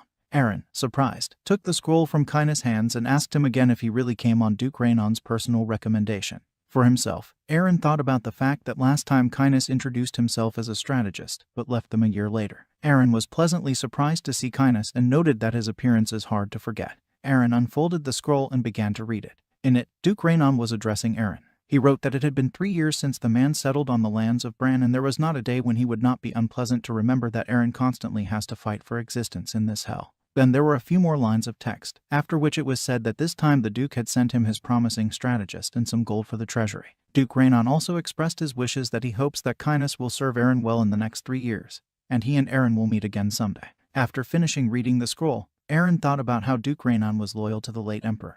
But suddenly it dawned on Aron that the scroll mentioned gold. He asked Kynas about it. The eyes of the old man with whom Aron was arguing a few minutes ago immediately lit up from such news and the mention of money. Kynas laughed softly, waving his fan in his face, and said that Duke Rainon had sent 50,000 gold. The old treasurer exhaled and said that he understood such a sum, because Duke Rainon was also going through hard times. Aron turned to the old man and told him not to complain, because with this money you can buy enough equipment and even spend the rest to clean up the city. The old man asked his duke about what he meant by the phrase clean up the city. He replied that this was an investment for the future, because it was unprofitable for their land to keep gold in the treasury and it was better to invest this money in something worthwhile. The old man looked at his duke with complete incomprehension as he continued to speak with an intelligent look. Aron said that if cities are not cleaned up, frequent outbreaks of diseases will begin and then they will lose the most important resource, which is people. The duke also added that the fewer people they have, the more difficult the distribution of forces will be and in the end it will lead to the collapse of the castle. The dragon, listening to Aron's speech, mentally noticed that his logic was not entirely correct,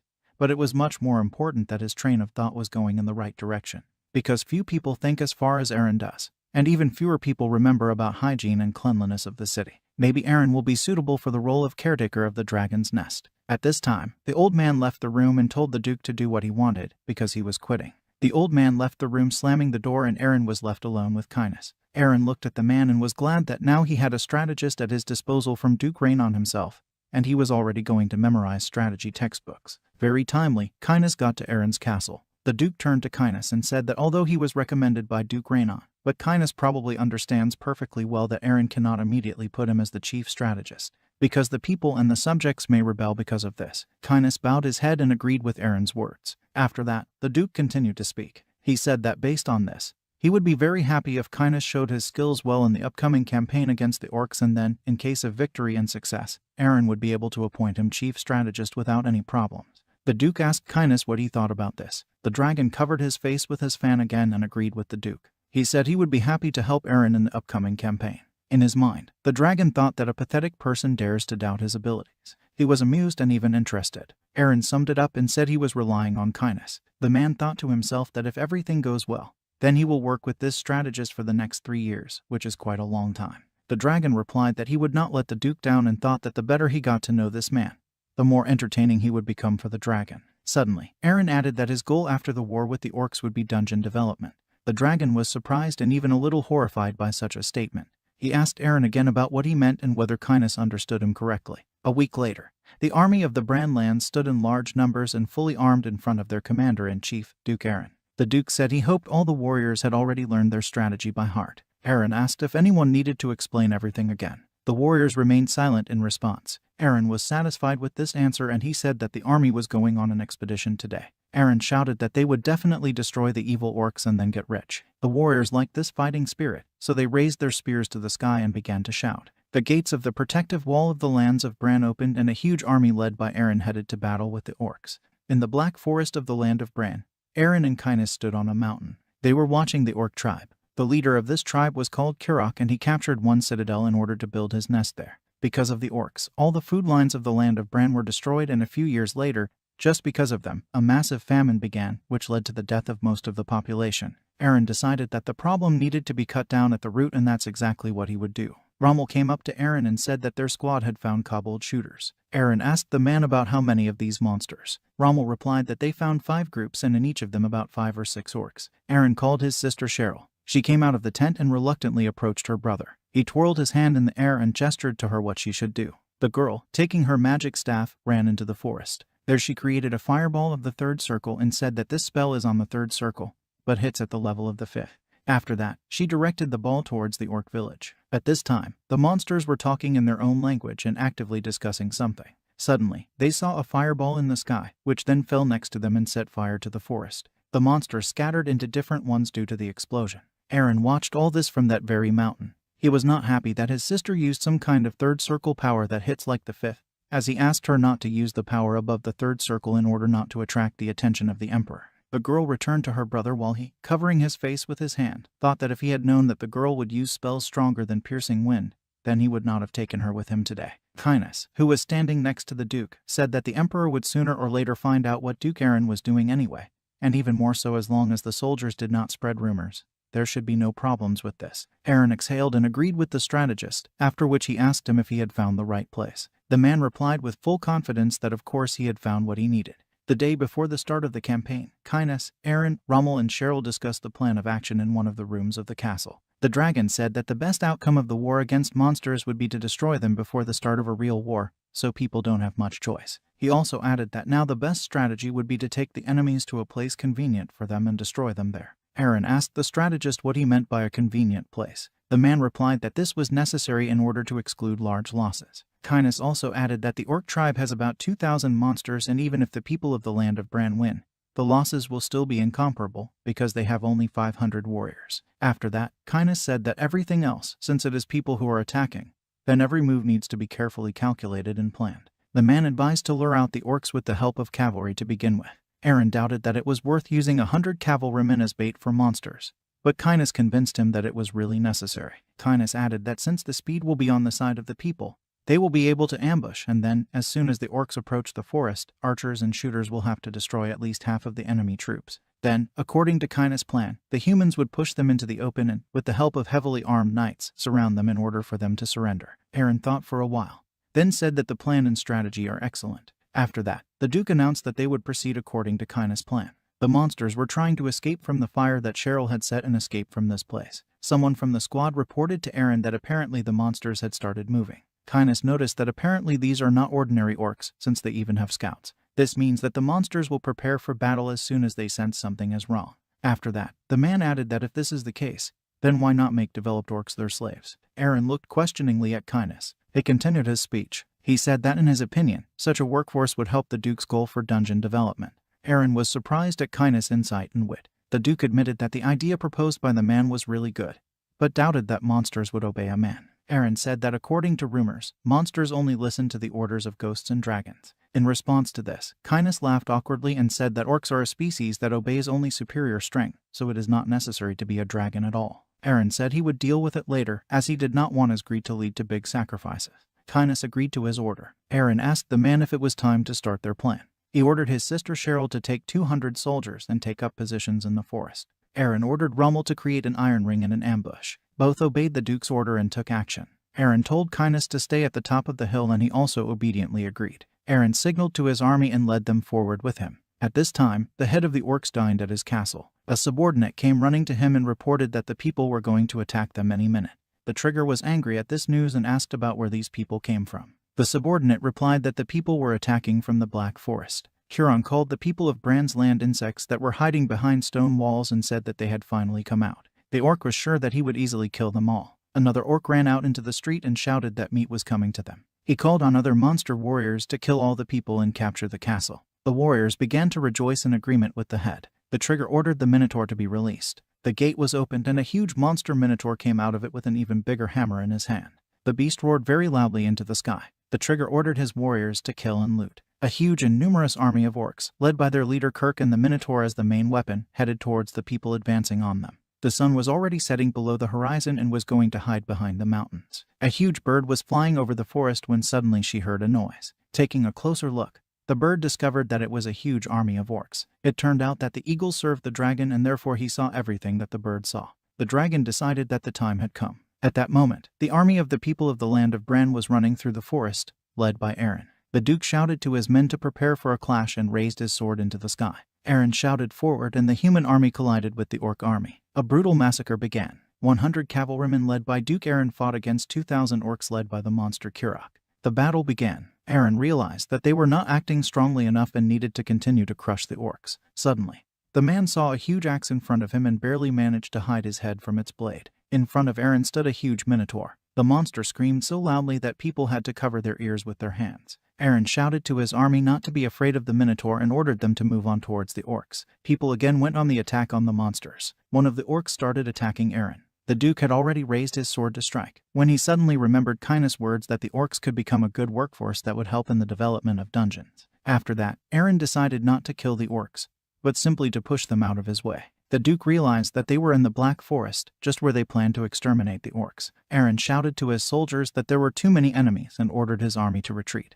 The orcs looked at the retreating people with incomprehension. They shouted to each other that the people were running away and they needed to run after them to kill them. Suddenly, a minotaur broke through the crowd of orcs and began to catch up with the army of people. One of the warriors ran up to the Duke and said that they were being followed. Aron said he would deal with the minotaur and ordered the rest of the warriors to go behind the hill. The warriors continued to run forward while Aron abruptly turned around and ran towards the minotaur. At this time, the minotaur was about to strike one of the warriors. Aron ran and thought that he was not going to lose any of his soldiers. With these thoughts, he used his sword to repel the blow of the minotaur and his warrior remained alive. The minotaur flew to the side and fell to the ground. The warriors watched with admiration what Aron had done. The man watched his subordinates and thought that he sort of ordered them to go over the hill, but they did not listen to him. Despite this, Aron was glad that at least he didn't have to drag the minotaur alone, who was unconscious on the ground from the Duke's blow. Aron ordered Arthur to tie up this monster and throw it away into the bushes. The man was surprised by such an order from his lord and asked Aron if he was going to kill the monster. Aron calmly replied that he would still need the minotaur, so he would not kill him. Arthur agreed with his lord and said he would do as he wished. Another warrior told his duke that the orcs were advancing. A crowd of monsters stood and looked at the people, intending to eat every single one. Suddenly, several dozen fireballs began to fall from the sky directly on the orc army. The shells fell to the ground and exploded. Aron ordered his army to retreat, and he thought that his sister Cheryl was doing something that did not suit him, because it kills a lot of orcs. However, the trigger remained alive and was going to run after people to avenge his orc brothers. The warriors had already broken away from the explosion site, when suddenly the trigger and several orcs began to catch up with them. Suddenly, the monster running in front of the chicken rolled back on him like a bucket from the mountain. The orc didn't understand what was going on until he climbed further and found that in front of him was a wall of shields that people had built. The orcs looked at the people and realized that they couldn't do anything about it. Suddenly the shields parted and Aron came out of them, straight towards the orcs. He announced to Kurok that he and all his relatives were surrounded, but the Duke would give them all a chance to survive. He announced a duel between two chiefs, Aron and Kuroko. As a result of the duel, the losing race will become slaves. The trigger said that the orc doesn't believe the man. The monster thought that if a person wants to, then all his orcs will be killed, so people cannot be trusted. Aron said he swears by his honor as a warrior, and the trigger will do exactly the same. In response to this, the orc said that man has no honor. Aron was angered by this statement and ordered his army to close their shields again. Hearing this, the trigger growled in displeasure and agreed to a duel. He told Aron to keep his promise, but after that, the trigger with a huge wooden bat in his hands ran to attack the Duke. He intended to kill a man without starting a duel. The orc hit Aron with all his might so that the ground on which he was standing crumbled in different directions. But after the dust cloud dissipated, it became clear that Aron was standing as before, completely unharmed. This angered the orc and he attacked Aron again. However, the Duke managed to dodge again and it seemed that he didn't even do anything for it. Aron thought to himself that, apparently, the blessing of the dragon felt that way. The old man has not yet fully mastered the Duke's body, however, it feels as if it reacts to the orc's attacks by itself. After Aron once again dodged the orc's club, the trigger called the Duke a coward. This angered Aron and hurt his dignity. After that, Aron took the sword in his hands, threw it on the ground and called the chicken a dirty pig, said he would teach him manners. Rommel in horror shouted to his lord with a question about why he threw his sword. In response, the Duke told Rommel not to worry, because he would definitely teach this monster a good lesson. The orc growled, saying that there is honor in a man and decided that in this case, he would also drop his weapon. The trigger said that he would break a man with his own hands. Looking at the duel between Aron and Kurok, Rommel thought that no matter how strong a person was, anyone without a weapon would lose to an orc. This happens because orcs grow up in battles all their lives. They are stronger than most people. Rommel noticed that even the claws of the orcs have become sharper, and his lord is not even wearing gloves. The trigger was preparing to strike Aron. And at the moment when he began to put his hand on the Duke's face, Aron wondered why the orc was moving so slowly, because Aron was only concentrating on him. Aron dodged the orc's blow, but found himself wondering how hard the monster would hit. Therefore, when the trigger once again prepared his fist to hit Aron, he did not dodge. The orc barely grazed Aron's cheek and he thought that the blow was not at all sick, as expected. The warriors behind Aron whispered. It seemed to them that their lord was really being defeated and they began to think about what would happen to them if Aron really lost. The trigger shouted that he would make all people his slaves. The monster growled and then his entire army roared. But suddenly Aron ordered the monster to be silent. With great speed, Aron moved from his place and attacked Kurok. He hit him in the face with great force and he flew to the ground. The trigger stood up and shouted that the man was using magic and then asked Aron about where his honor was. But he only dealt another blow to Kuroku with such force that he flew back to the shields of the army of people, but bounced away from them towards Aron. He grabbed the orc's head with his hands and began to strike even more blows. While doing all this, Aron said that today it is the orcs who will become slaves of people. Unable to withstand such oppression and attacks from Aron, the orc began to beg for mercy. Aron took pity on the chicken. After that, the enslavement of the orcs was successfully completed. Aron was standing on the roof of one of the walls of the orc city. In his hands he held a rope with which the trigger was tied. The Duke was addressing the orcs. He said that he was not going to kill them yet, but from now on they would become slaves of people. A crowd of orcs watched Aron. He shouted that from that day on, the orcs would work on Bran's lands. For this, Aron will give them the right to hunt in the nearby forests, and if their tasks are completed, then people will even share their food with the orcs. However, if even one orc tries to stage a mutiny, Aron will kill them all completely. The Duke warned the monsters that he would wring the neck of each of the orcs standing in front of him with his own hands. Aron asked the orcs if they understood his terms, but the crowd remained silent in response. After that, Aron grabbed the chicken by the head, raised it higher and said that if the crowd remained silent, then Aron would do the same with him as with the leader. After that, the orcs shouted that they understood everything and they heard a man. After that, Aron said that in return for his time spent and as punishment for all their actions, people would take food from the orcs' reserves for themselves. Aron's army entered the walls of the land of Bran. People cheered when they greeted the warriors led by Duke Aron, his sister Cheryl, Rommel and strategist Kynus. The people praised the Duke for the fact that the soldiers returned victorious and they defeated the orcs. Everyone was happy. Aron ordered Rommel to bring the orcs. In the dungeon, Cheryl made a portal through which all the orcs found themselves in the snow-covered lands. Aron used a great swordsmanship technique called piercing wind and crushed all the mountains around. The orcs watching were horrified by Aron's strength.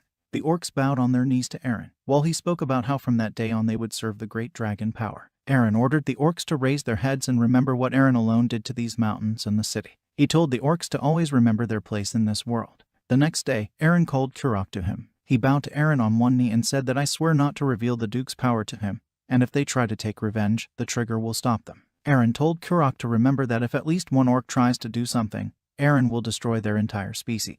The orcs fled back to the dungeon while Kynus approached Aron. He told the Duke that he was really able to subdue the orcs and that was commendable. Aron said that apparently the orcs mistook him for a dragon and that made the task easier. Kynus laughed and asked Aron what he meant by the word dragon. He told Aron about whether he knew that dragons never forgive those who pretend to be one of them. In response, Aron waved his hands and said that Kynus misunderstood him. Aron said that he didn't even mention the dragon, And apparently, the orcs were imagining something for themselves, and the Duke did not interfere with the flight of their imagination. Kynes laughed and said that it turns out the orcs were just scared of Aron's strength.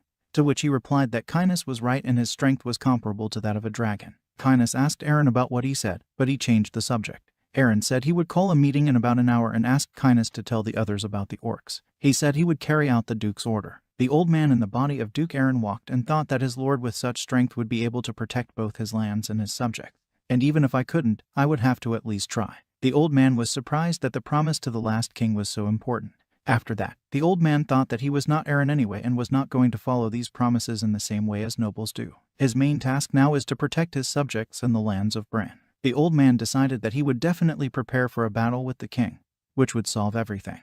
At the duchy's post-war meeting, Aron said that they had successfully completed the military campaign against the orcs without a single loss, and all thanks to strategist Kynes. Cheryl's sister, hearing these words, seemed offended and angry that her brother did not mention her, but did not say anything out loud. Kynes also said that he was pleased to hear Duke Aron's praise, but without his lord, nothing would have happened anyway. Suddenly Cheryl's sister couldn't stand it and told everyone to shut up. She asked angrily and shouted about why no one was praising her, because she bravely blew up the orcs with all her magic. In response, Aron asked Cheryl about who asked her to blow up everyone there. The Duke said that his sister had killed a huge number of orcs, which they could enslave and pump to death with work. In response, the sister began to mimic her brother and pouted resentfully. Aron continued his speech, summing up everything that happened. He said that now the land available to them has increased fivefold and the Duke believes that it is time to discuss the effective use of these lands. Aron suggested dungeon development. Everyone in the room, including Rommel, looked at Aron questioningly and asked him what he meant by these words. A man named Max, who is the administrator of the duchy and part-time spy from the poor aristocracy,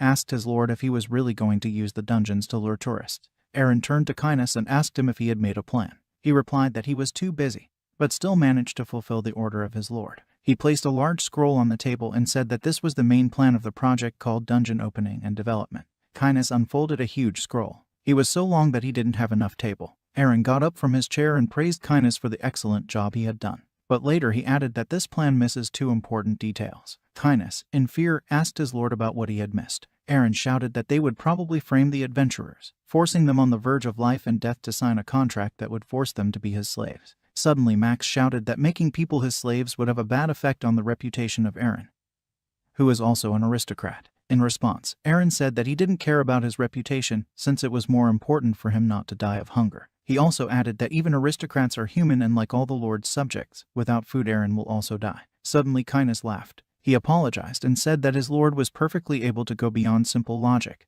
and this made Kynes laugh. He also said that it was a shame for him that he, the strategist of Kynes, did not understand his master's intentions. He said that he would definitely add to the plan a treacherous setup of adventurers. Max grabbed his head with his hands and called everything that was happening madness, because at this rate the duchy will definitely come to an end. The next day, Aron went out into the city. He asked the old man if he was really engaged in urban sanitation. The old man said in fear that he was 100% sure that they would not starve to death under Aron's command, and therefore he would gladly use the entire budget of Bran's lands postponed for the winter, for the sake of the cleanliness of the city. In response to this, Aron said that the food seemed to be there and besides, they had savings. In response to this, the old man laughed and asked about the savings in question. The old man said that this money was spent on equipment for the war with the orcs, because it could not fall from the sky. After that, the old man summed up that in his opinion such a cleaning of the city would be enough and there was no need to spend the castle budget on it anymore. In response to this, Aron got angry and said that he had told the old man 100 times that cleaning was not needed for beauty, but so that people would not get sick. For this reason, you need to clean the city all the time.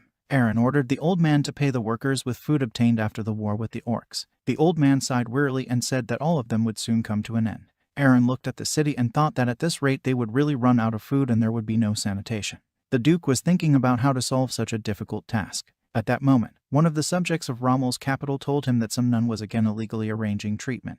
Aron was interested in this woman. Rommel looked at the crowd of people and told Aron that, apparently, it was again a nun of their Vivian order treating the people. Aron reflected on the fact that, according to his recollections, the Vivian order is a religious order that should soon disappear under the pressure of the Perse order. Suddenly it dawned on Aron that the girl was treating people. One of Rommel's subordinates began shouting at the people that this was unacceptable, because no one allowed them to use religious magic. The people quickly dispersed, and the members of the Vivian order began to hide. One of the members of the order apologized and said that she did not know about such a ban. She said that in that case they would leave. At that moment, people shouted from the crowd. One man begged the priestess to cure his little son, otherwise he would die. Another old man shouted that if Romel's subjects expel priestesses, then let them at least build a hospital for the people, because this girl somehow helps people and they do not understand why the knights expel her. Another man from the crowd approached the warrior and asked him if he was ready to answer for the death of his son. The girl tried to stop the fight. She said she would come back to them, so people should just wait. Suddenly someone loudly shouted enough, and everyone fell silent. The people looked in the direction from which the voice was coming.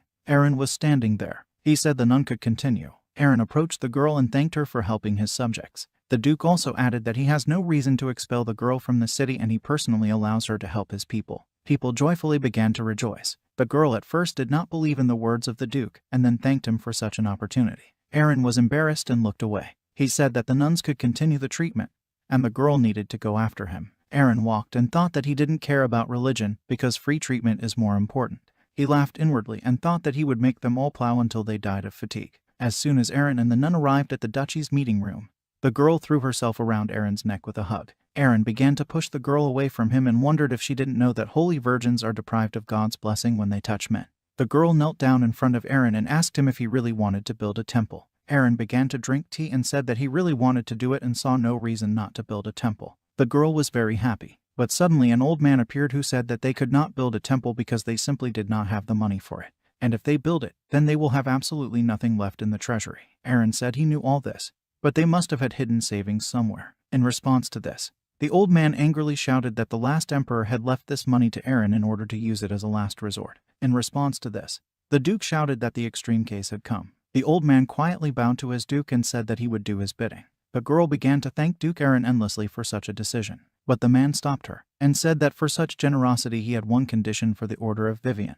The girl asked about the condition. Aron said that his condition is the production of holy water. The Duke said that according to the rumors that reached him, holy water can be created directly in the temple. Aron asked the girl if she was ready to promise her help in the development of the lands of Bran and the production of holy water in exchange for the construction of a temple. The girl happily agreed and said that she would fulfill her promise. Aron asked the girl what if they had to produce as much holy water as Aron wanted.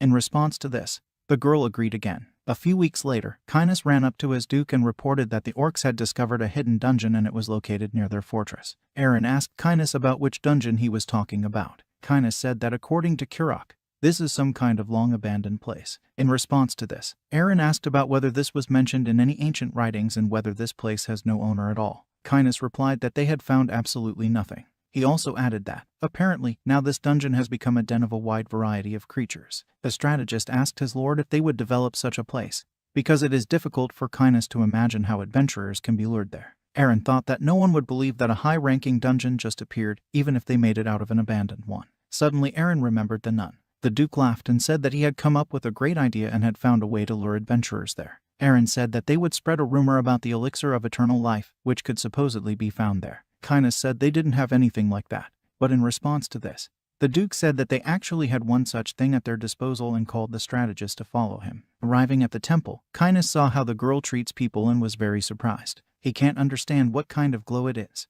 what kind of divine power that literally bursts out of the girl's body. Kynes could not understand where this creature came from in these lands. The girl immediately ran towards her master as soon as she heard his footsteps. A strong light emanated from the girl, which blinded Kynes' eyes, but he very soon realized that people did not feel this divine power. The girl immediately threw herself on her master's neck, but he moved aside and she fell on the grass. Aron asked the girl how her business was going. Privately, the Duke thought that he should not forget that Cecilia is a cheap producer of holy water for Aron. The girl said that as the Duke can see, they have almost finished the construction of the temple. Aron said that he came to find out about the holy water and asked the girl if she could already create it. In response to this, the girl said that she certainly has such an opportunity. The girl sat down on her knees and began to pray. She turned to the goddess Vivian and said that her devoted servant had come with a plea. The girl asked to give her a particle of her energy and create a miracle. After that, the water in the bowl in front of the statue of Vivian lit up. All the people standing and watching were shocked. The dragon thought that this was impossible, because this force is inhuman and, apparently, Cecilia is a direct descendant of the goddess. The dragon wondered if the girl hadn't woken up yet. Aron filled the bucket with water and told the old man to try the water, because he is the oldest and sickest of all those present and the effect will be most noticeable on him. The old man took the ladle in his hands with skepticism. He said that he did not believe that simple water could cure, unlike real medicines. The old man took a sip of water and immediately felt 5 years younger. Now he could jump, do somersaults, and almost sit on the splits. Cecilia asked Aron if her water was better than real medicine. The girl took the guy by the hand and began to stroke. Aron panicked and began to push the girl away from him. The Duke thought that he just needed to pour some holy water into the dungeon and spread the rumor about the source of eternal life there.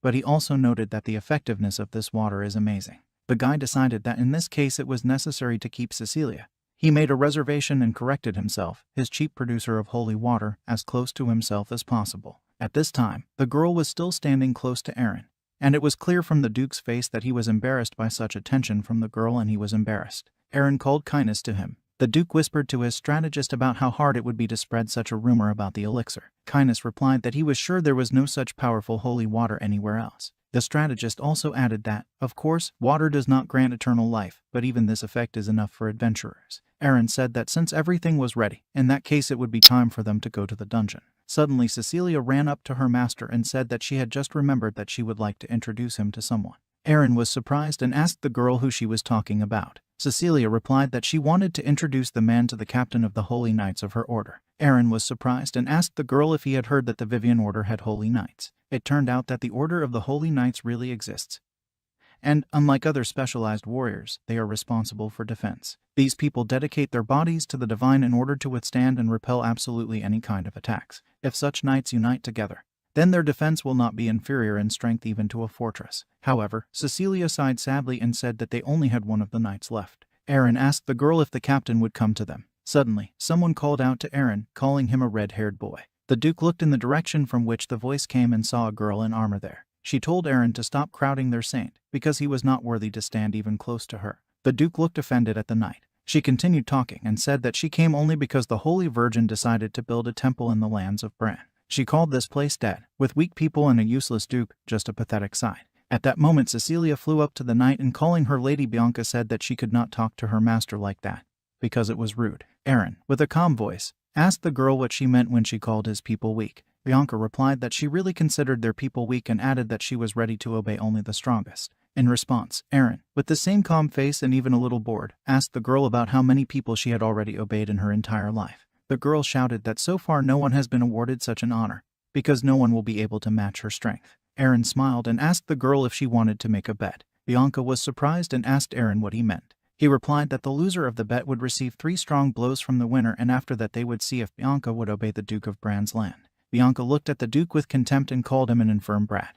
The knights stood around Aron and Bianca, while they stood opposite each other and prepared for battle. One of the knights said that it hurt him to watch a battle in which the winner is obvious. Another replied to him that the master had defeated that orc Kirok with the help of the magic of deafening sleep and even fought without a sword. The third knight asked what would happen if Aron or Bianca were to get badly hurt during the fight. The first replied that they had nothing to do but pray. Aron bent down to the ground to pick up a thin branch. Bianca was offended and angry, because the Duke was going to fight against her with a branch from a tree. In response, Aron laughed it off and told the branch not to listen to the bad ant. At that moment Bianca turned to the goddess Vivian and asked her to give her the strength to crush her enemies. Aron asked the girl why she had been preparing for the attack for so long. Was she really afraid of the stick? The girl got angry and shouted at the Duke to shut up. The girl began to attack Aron with all her might, but he stopped her with just a stick. Bianca bounced off Aron and flew into the wall. In response to this, Aron, with a grin and mockery, asked the girl if one blow of a branch was enough for her. After that, the Duke hit Bianca with a branch again and her shield began to crumble. As a result, he completely broke into small pieces. The girl fell to her knees and bowed to Aron. At that moment, the Duke said that according to the conditions that they both remember, the loser must withstand 3 strong blows from the opponent.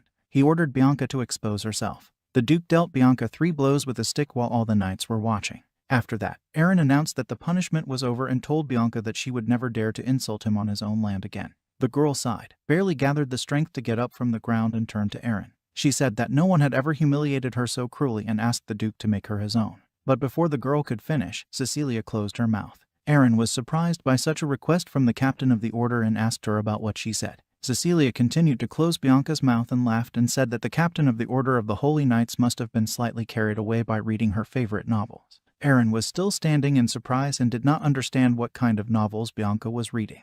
The Duke ordered Rommel to assemble a warrior to clear the dungeon. Aron stood in front of his warriors. He turned to Kindness and said that by removing the soldiers needed to protect the borders, they had only 100 warriors left, which is too little. In response to this, Kynes said that only 5,000 people live on the land of Bran and by law they mobilize every 10th, so it turns out that a large army needs a huge population, which the lands of Bran do not have. After that, Kynes said that even if they suddenly have new residents, they will not have enough resources to feed them. Aron thought about it and realized that in order to attract more residents, it is necessary to first improve living conditions. Kynes said he would try to find a way to fix their deplorable situation. Aron agreed with the strategist. Suddenly, Aron realized something. He decided that if he was not mistaken, then just at this time there would be many refugees in the territory of Count Grey and Count Ammon. Kynes noticed that his master was thinking and asked him what he thought. At that moment, Aron realized that it was time for him to give his speech to the warriors. Aron began to say that, as they had all already heard, they were going to go to the dungeon. He also added that they would clean up everything there and take the treasures with them.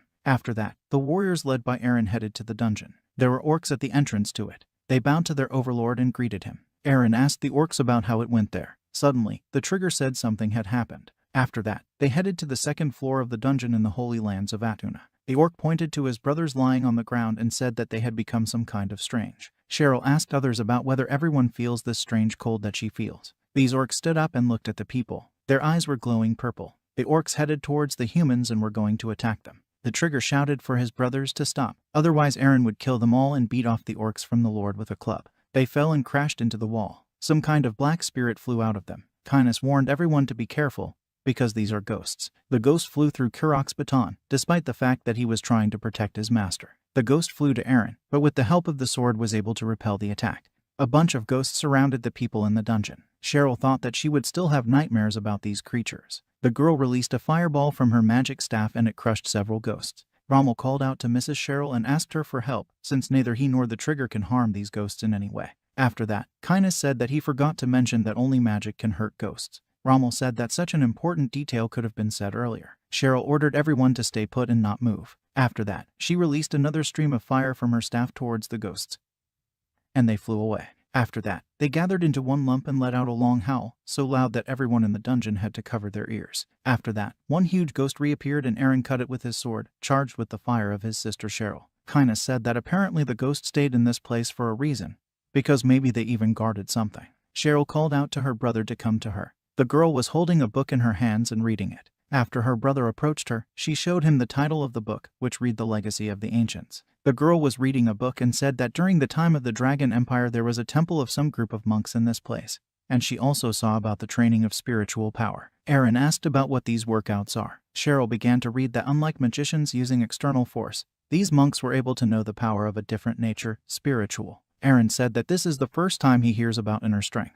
In fact, the external power of magicians is a vessel that is filled with mana and they receive it from birth, and spiritual power is a vessel that can be increased and changed. Aron turned to Kynes and asked him if he had ever heard of such art. The man replied that it was quite entertaining. He added that if everything is exactly as explained by Mrs. Cheryl, then thanks to the training of the spirit, even an ordinary person would be able to use magic. Aron asked Kynes if this meant that his soldiers could also master this magic. Kynes cautiously replied that even if this was the case, he thought it was not worth trying it yet. Aron asked about why Kynes thinks so. He replied that if you examine the dungeon, you can see blood and traces of endless struggle everywhere. Kynes suggested that the training of this force is so inhuman, or the force itself is so dangerous that in the end they all just killed each other. Aron thought about it, looked at the book and said that he would hide this thing for now. At this time, on the third level of the dungeon, Aron and other people were destroying the dungeon and found a chest with a lot of gold. Aron said that since they were done, the trigger would take only half of the gold in the chest and leave the rest in it. Kynes turned to Aron and said that he would like to take half of the gold. Aron asked him why he needed this gold. Kynes said that since this dungeon is pretty simple, it will be difficult to put adventurers in a critical position. Aron thought about it and agreed with Kynes. He went on to say that therefore, with the help of this gold, he will be able to add several additions to the dungeon. Aron asked Kynes about what additions he wanted to make. As a result, the orcs built a maze in it under the guidance of Kynes. He looked at the work done by the orcs and said that when the foundation of the labyrinth is done, he is an ancient dragon, orders all the dead to rise. After that, he added a couple of torches and a well with magic water. Kynes tasted the water, said that it had a good taste and it would prolong life for about a year. It only remained to find greedy customers. The adventurers crowded in front of the gate leading to the entrance to the dungeon. One of the adventurers noted that it was pouring like a bucket and thought about when this winter would end. He also noted that all the guards in this place are dressed in brand new armor. Another adventurer suggested that maybe they found something in this new dungeon, such as an artifact. The girl also added that if things are different, then she does not understand why so much spending was needed. After that, the adventurer pointed to the tavern and asked the girl if it was also an unnecessary waste in her opinion. The man noted that other buildings are still under construction, and the tavern looks like new. The adventurer said that this means that they are happy to wait for people like them. Or more precisely, they are waiting for gold, which they will spend in this tavern on alcohol and food. The second adventurer said that if this is the entrance fee to the dungeon, then he will spend quite a lot of money there. After that, the adventurers entered the tavern and the owner greeted the adventurer, calling him by name Gerald. The man also greeted the owner in response and asked him how many people he had robbed to rebuild such a good and beautiful tavern. But there is also a hotel on the second floor. The owner replied that he had by no means robbed anyone and all the money had been borrowed. After that, he changed the subject and asked the adventurers if they had heard that a new dungeon had appeared, because of which many adventurers would soon get into his tavern. Because of this, the man recommended that young people hurry up while there is time. Gerald said he didn't expect to be rushed and he laughed. The adventurer looked around, took out a gold coin from his pocket, handed it to the owner of the tavern and asked him what he knew about the new dungeon. He replied that he had heard rumors about the source of eternal life, but so far these adventurers are the first who are going there. After that, Gerald gave the owner of the tavern another gold coin and thanked him for the information provided and added that he never lets him down. He asked the owner to bring him something to eat because they want to enrich this tavern. The next day, in the morning, Aron was sitting in the lotus position. A book was opened in front of him in which he read about spiritual power. The Duke thought that he could only use the blessing of the dragon in full force so far, and Kindness correctly noted that these teachings could be dangerous, but Aron needed his own strength, his personal one. At that moment, Cecilia came up to Aron and disturbed his meditation. Aron was startled by the surprise and asked the girl about what had happened and what she needed from him. Cecilia said that she came in order to somehow express her feelings for him. The girl handed the guy a plate with sandwiches on it.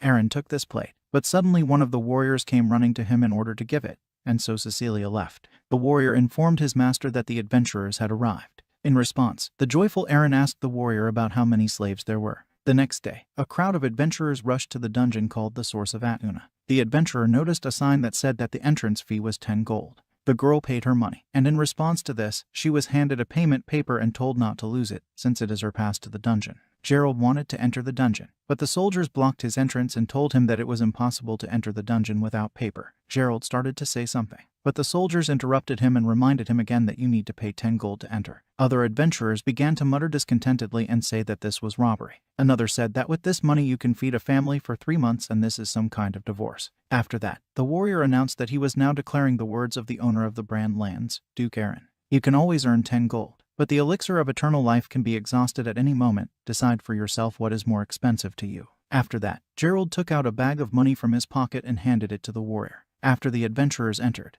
they were told that there are many dead people living in the dungeon and if they want to overcome them, they only need a special holy water, which costs 1 gold apiece. Gerald said that he already had water and showed a bottle with it. The one who sold the water said that it was water from the Church of Paris and called the adventurers poor devils who do not know that the holy water of the Vivian Church is much stronger. Gerald stopped, thought, gave the seller a few gold coins and took the water. The seller thanked him and took the money. He also started trying to sell magic equipment and Gerald asked to see it. After that, Gerald saw a sign that said that an emergency rescue request costs 100 gold coins per person. The seller gave Gerald some artifact and began to assure him that this was not a divorce. The man said that this is a special artifact designed specifically for adventurers and with only 100 gold pieces he can save his life. Gerald asked about what would happen if they didn't make the request. In response to this, the seller said that then no one would take money from them. Gerald thought that if they really found the source of eternal life there, they would get rich 10 times more than they would spend here. After that, all the adventurers finally entered the dungeon. At this moment, Aron and Kindness were happily watching the adventurers enter the dungeon.